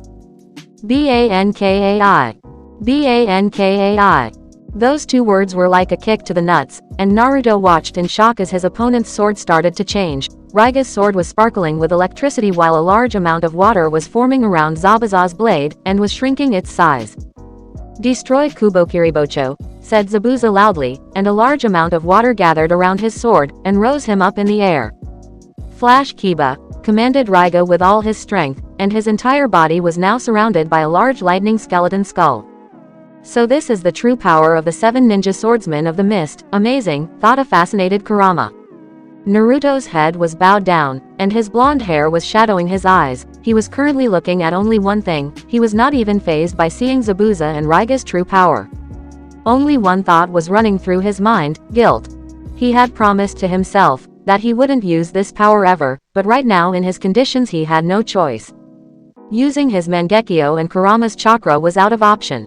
Naruto would rather die than use this power and break his promise, but right now Operation Ghost was more important, and he just wished his brother would understand. Naruto, what are you going to do? Asked a concerned Kurama. Forgive me, Shin-san, but I am going to use your power.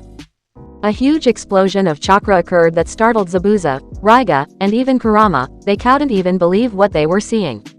So this was your final trump card, son of a bitch, thought a shocked Kurama, as he remembered Naruto had told him he had a trick up his sleeve. The little pieces of Naruto's shirt burned away, exposing his bare chest, and the scars which were on it. Naruto's face mask also burned away, and now his face was visible to his opponents. This is. Let's do this, Zabuza, Raiga, said Naruto coldly. Naruto unsheathed his sword, and the entire ocean was now on fire, and the entire wave country was now feeling Naruto's power. Reduce the whole creation to ashes. Zabuza's eyes widened in horror, as he realized what was coming next. The real battle was just about to begin. Ryujin Jaka. Chapter 39. The conclusion. Reduce the whole creation to ashes. Ryujin Jaka. Both the legendary swordsman's eyes widened when they saw the power that was being released from Naruto's sword. The entire ocean was now on fire, and as a result a lot of steam was arising that was slowly reducing everyone's sight. I'll end this once and for all, said Naruto murderously, and raised his sword high in the air. Jokaku Enjo. Fortress Blaze.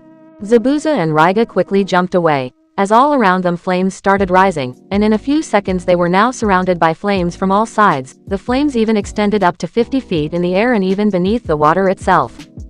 What is this? Asked Raiga painfully. He didn't have much time left. I don't feel like telling you that. Let's end this in 3 strikes, said Naruto coldly. Raiga, we cannot stay in this barrier, I'll cover you. Try to escape from this barrier after my attack, and strike him from behind. We only have one chance, whispered Zabuza slowly, and Raiga gave a firm nod. Right now they were at a disadvantage, so the plan which Zabuza was suggestion was the only choice they had. Naruto, they advised Kurama, but when he saw a small smirk on Naruto's face, the Biju knew Naruto was up to something. Now, trident waves of destruction, yelled Zabuza murderously, and an enormous 30 feet giant wave of water was now heading towards Naruto at tremendous speed. You fool, counter it right now, said Kurama quickly, but Naruto didn't move at all. The Biju was quite surprised when at the last moment, the waves instead of hitting Naruto, changed their direction and hit the fire wall behind Naruto, creating large amount of steam. Now's my chance, thought Raiga quickly, and was already on his way to escape from his barrier. The veteran swordsman jumped in the mist where those waves had hit. This was one of the most powerful water attacks of Zabuza. Even Raiga knew, those flames were no match for it. Burn, said Naruto stoically, and what happened next shocked Zabuza and Raiga to the core.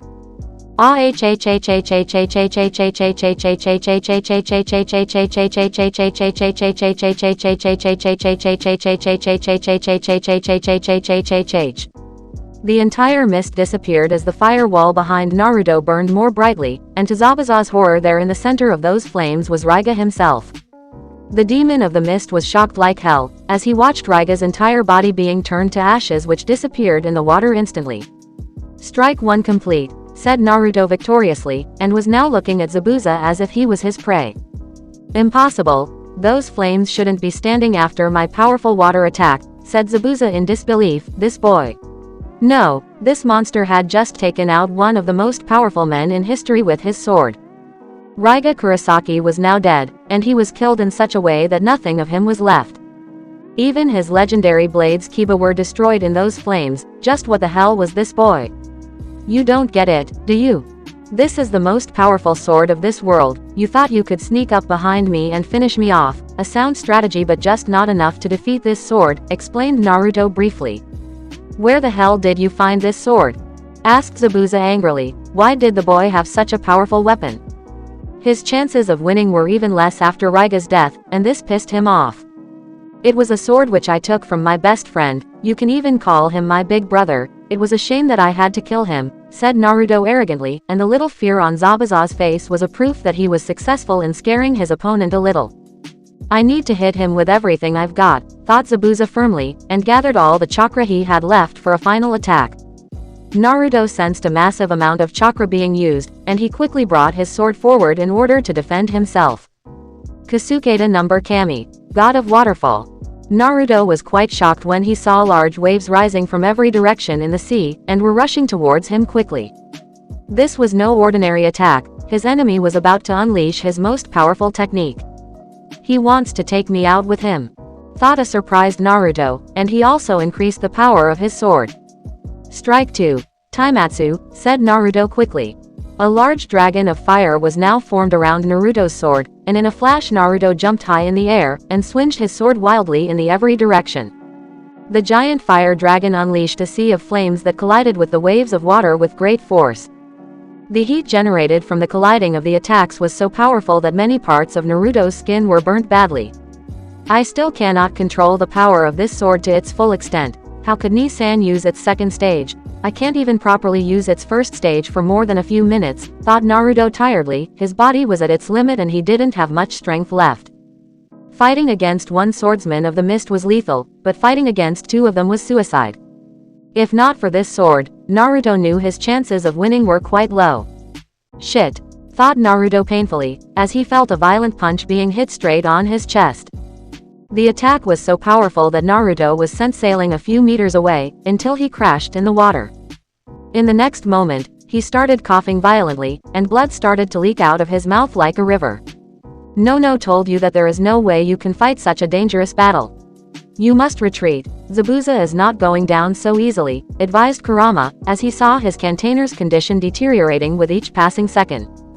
Naruto's vision was a little hazy. That attack was so powerful that he was not properly able to stand on his feet. In his entire life he had not fought against such a tough opponent. I must win, no matter what, thought Naruto with determination, and slowly stepped up on the water again.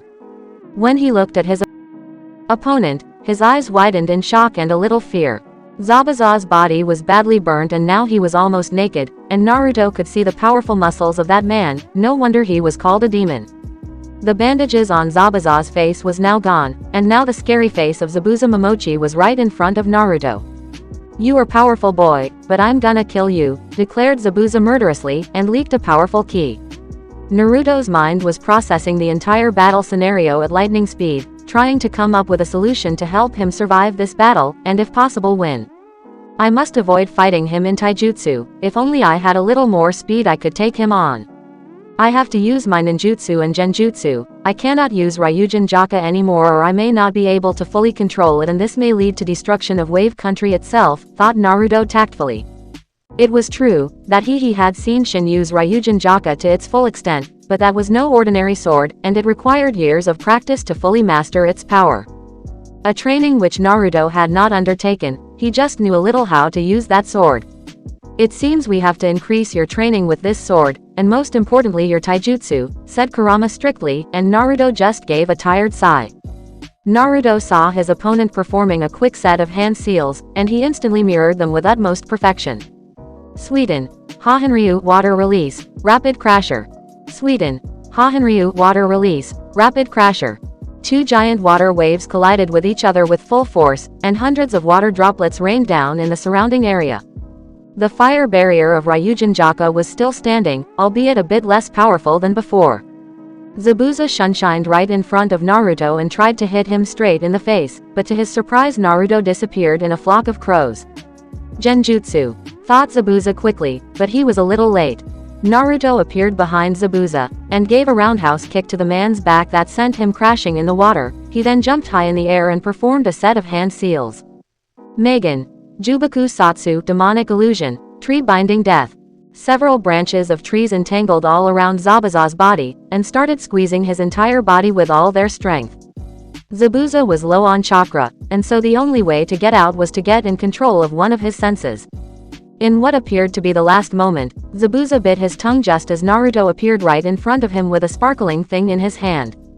Chidori. Zabuza saw the attack heading straight for his chest, and at the last second he shifted himself to the right side to prevent the attack from piercing his heart, but he was a little late as the lightning attack cut clean through his left shoulder.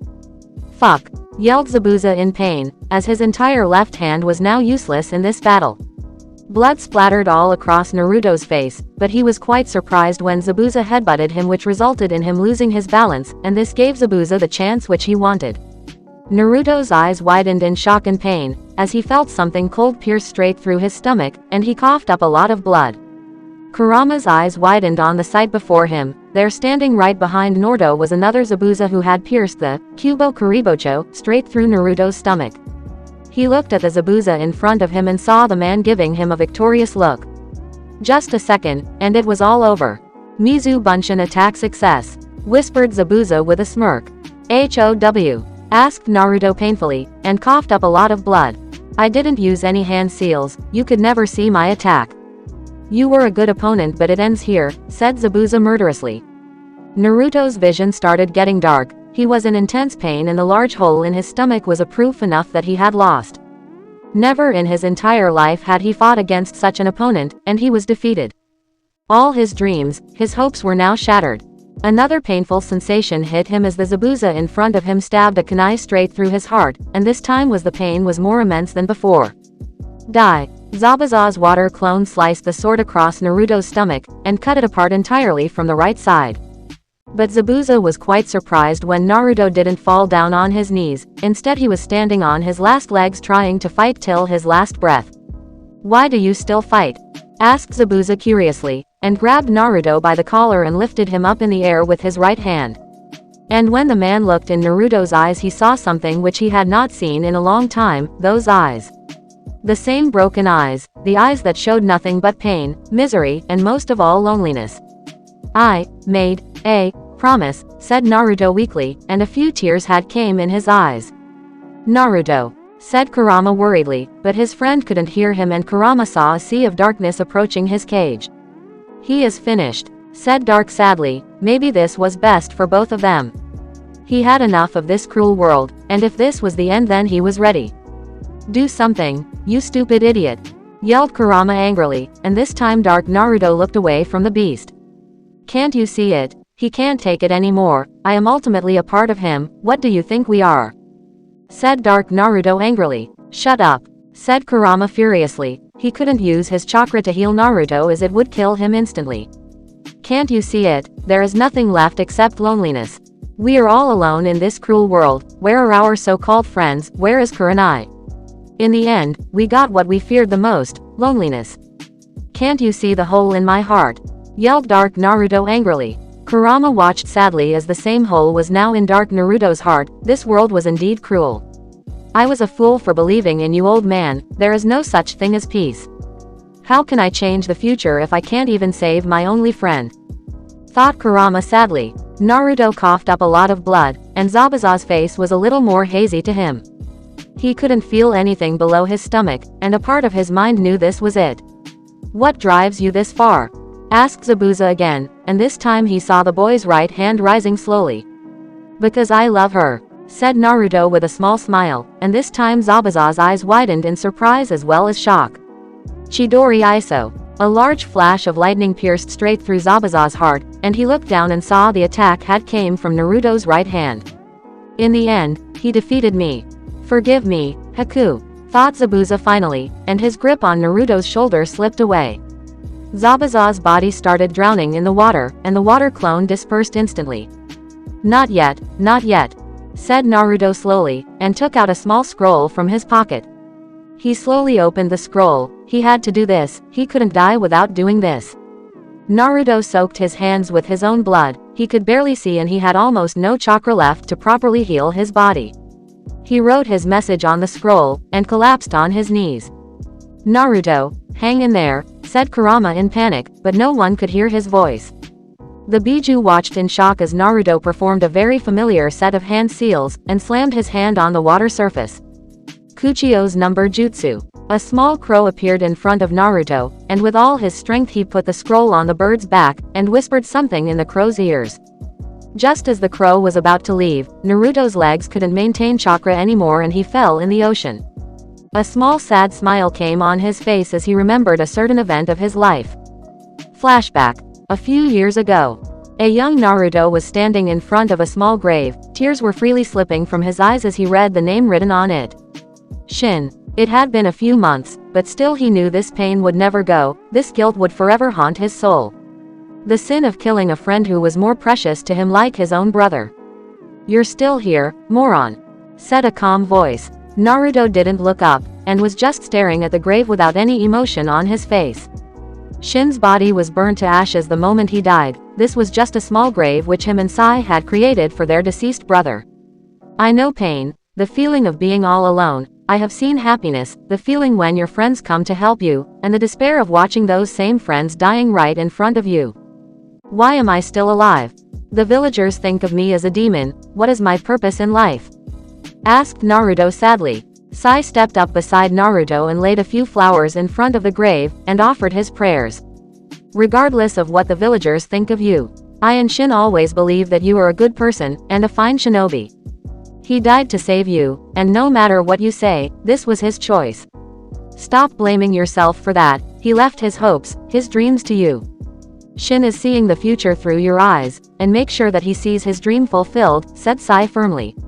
Sai. Naruto's eyes closed as a small sad smile came on his face. The last thing he saw was drowning in the water.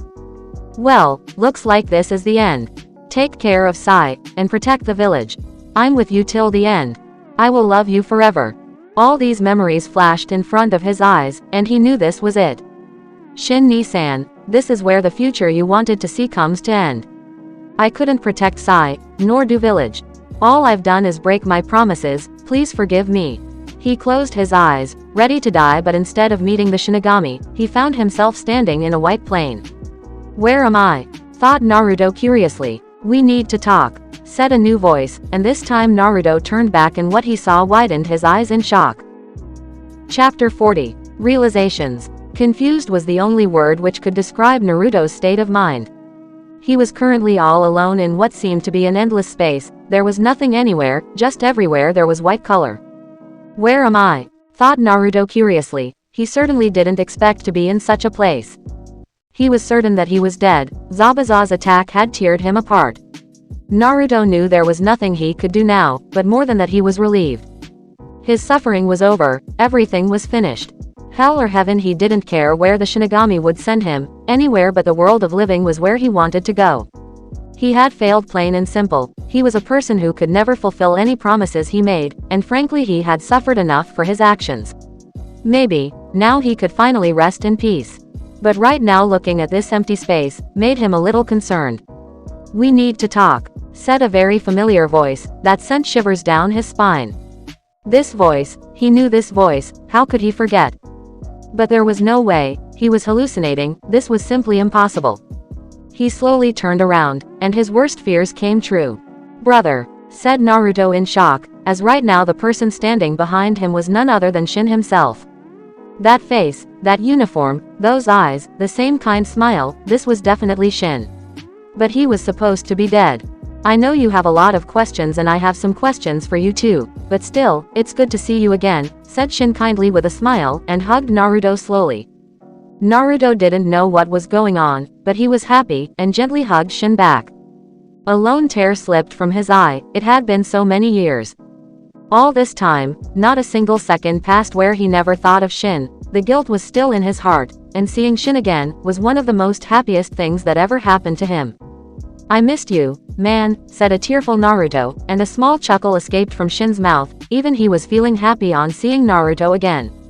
"You seem to have grown up a lot since the last time I saw you," said Shin happily, but he knew there was not much time. "What is this? Is it heaven or hell?" "It's definitely not hell, since you wouldn't be in such a place. Hell is for people like," said Naruto, but was cut off when Shin bonked him hard on his head. "That hurts," whined Naruto playfully. "This is what you have to change, and as for your question, this is neither heaven nor hell. In simple words, you are inside Ryujin Jaka's inner world," explained Shin simply, and the confused look on Naruto's face made him leave a tired sigh. "Ryujin Jaka is a sword, and you died years ago." "I don't understand," said Naruto with a deep frown. "There are many things you don't know about this sword. Right now you are on the verge of death, but I can save you," said Shin flatly. "No. What?" asked a shocked Shin. What was going on here?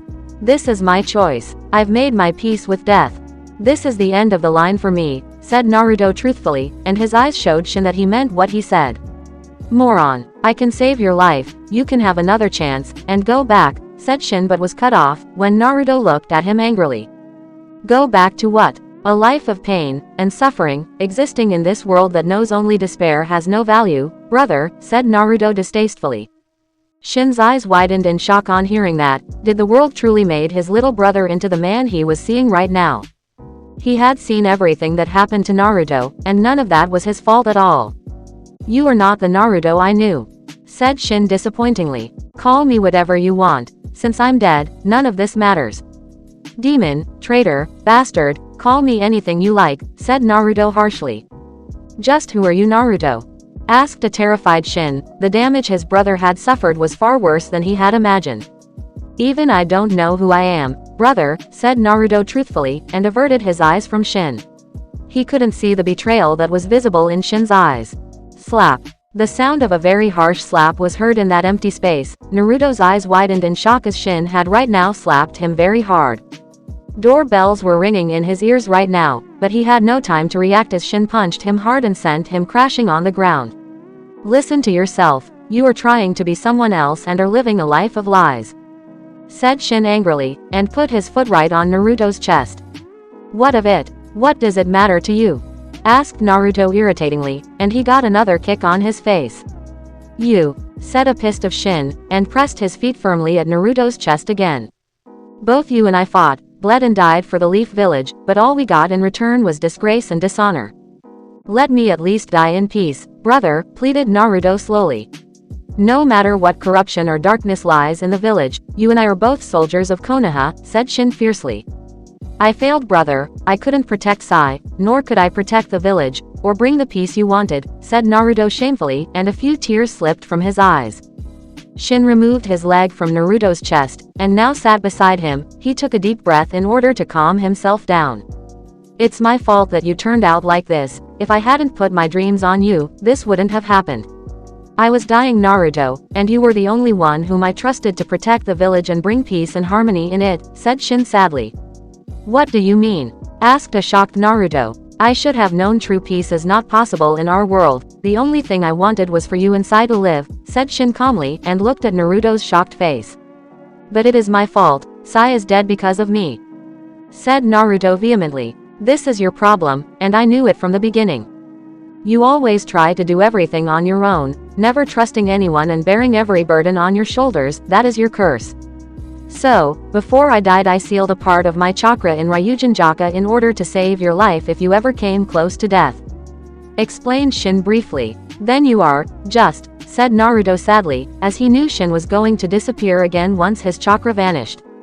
This was one of the few ninjutsu that only someone highly skilled could perform. Hi, said Shin honestly, he had to make things right, no matter what. I saw everything that happened, and I am proud as well as sad at the same time, said Shin truthfully, and Naruto looked at him curiously expecting a further explanation. You never separated Ryujinjaka from yourself, and used it for every mission you went on. It is a sword that connects to a person's soul. If you truly want to master the power of this sword, then you must acknowledge yourself first, and free yourself from your burdens, said Shin flatly. The things I did, what I became, I broke everyone's hearts, said Naruto truthfully. Make up for it. Are you going to give up? You made mistakes, fix them. You broke everyone's hearts, apologize. Don't be a coward, said Shin fiercely. Shin, if you die like this, nothing is going to change. Orochimaru will destroy Konoha, Kurenai, Kakashi, Anko, Konohamaru, everyone you love will die horribly. You don't have to lie to her. Have you ever cared about her feelings? Asked Shin flatly. But I cannot involve my friends or my family in this, said Naruto adamantly. I admit you are strong enough to do this mission, but you have lost sight of what is the most important thing in the world, said Shin patiently. And what is that? Asked Naruto curiously. All the people that care about you were once wary of you, but you kept on trying and ultimately made your way into their hearts. You told me that it was Kakashi, Kurenai, Anko, Konohamaru, Amiko, Hiruzen, your friends, they all helped you. But if you only care about your pain, and forget about them, then you are worse than scum, said Shin honestly. What have I done? Asked a terrified Naruto. Now he understood what Kurama had been trying to say. It was Kurenai who made you strong, loved you and stood by your side. Will you repay her like this? Asked Shin simply, and Naruto was now truly ashamed of his actions. I screwed up, big time, said Naruto slowly. The damage he had done was very bad than he had thought. Don't try to shoulder everything alone, or you'll lose sight of yourself. Talk to her. If you truly love her, then you must understand the pain you caused her, and apologize. And dying by her hands is not the solution, said Shin patiently. Naruto remembered all the times he had spent with her, and what she had done for him. He had truly caused everyone a lot of pain. You are not alone, you have friends and loved ones. You have to make up for your mistakes. Running away from them is not the solution, said Shin fiercely, and Naruto chuckled a little. Even after dying you are still trying to protect me, said Naruto sadly, and clenched his fists tightly. That's my job, after all. Moron, said Shin happily and ruffled Naruto's hair. I forgot everyone and made mistakes, but not anymore. From now on I will do what is right, said Naruto honestly, and Shin smiled on hearing that. Naruto was surprised when Shin hugged him tightly, and he felt a few tears slipping from his eyes. You are the only one who can make this right, said Shin sadly, as he felt his hand disappearing from Naruto's back. Do you really think I can do this? Asked Naruto doubtfully, and he saw Shin's body had started to disappear, and a few tears came in his eyes. I believe in you, Naruto. Shin broke the hug and put a hand on Naruto's chest and stomach, and he looked at Naruto one last time. It's time for me to go. I'll save your life, but this is the last time, said Shin honestly, and swiped his hand at Naruto's chest and stomach. His body started drifting further away from Naruto, and a small smile came on his face. Wait, screamed Naruto and ran after Shin. You can make things right. I'm counting on you, Naruto, said Shin with a smile, and disappeared from the space. Tears slipped from Naruto's eyes. Shin was gone, but he had left something priceless. He had returned Naruto's soul, made him realize who he was, and stopped him from making any more mistakes. Thank you, Shin-ni-san. The empty space around him disappeared, and he found himself standing on top of the ocean of Wave Country. He was quite shocked when he saw all of his wounds were healed. Naruto, you are not dead, said a shocked Kurama. He had really thought it was all over. Naruto gripped his sword tightly and Kurama was quite astonished when a dark yellow cloak appeared all around Naruto's body. This is, said a shocked Kurama. A small smile came on Naruto's face, and the look in his eyes changed. He felt free, there was no burden on his heart. It's time for my redemption.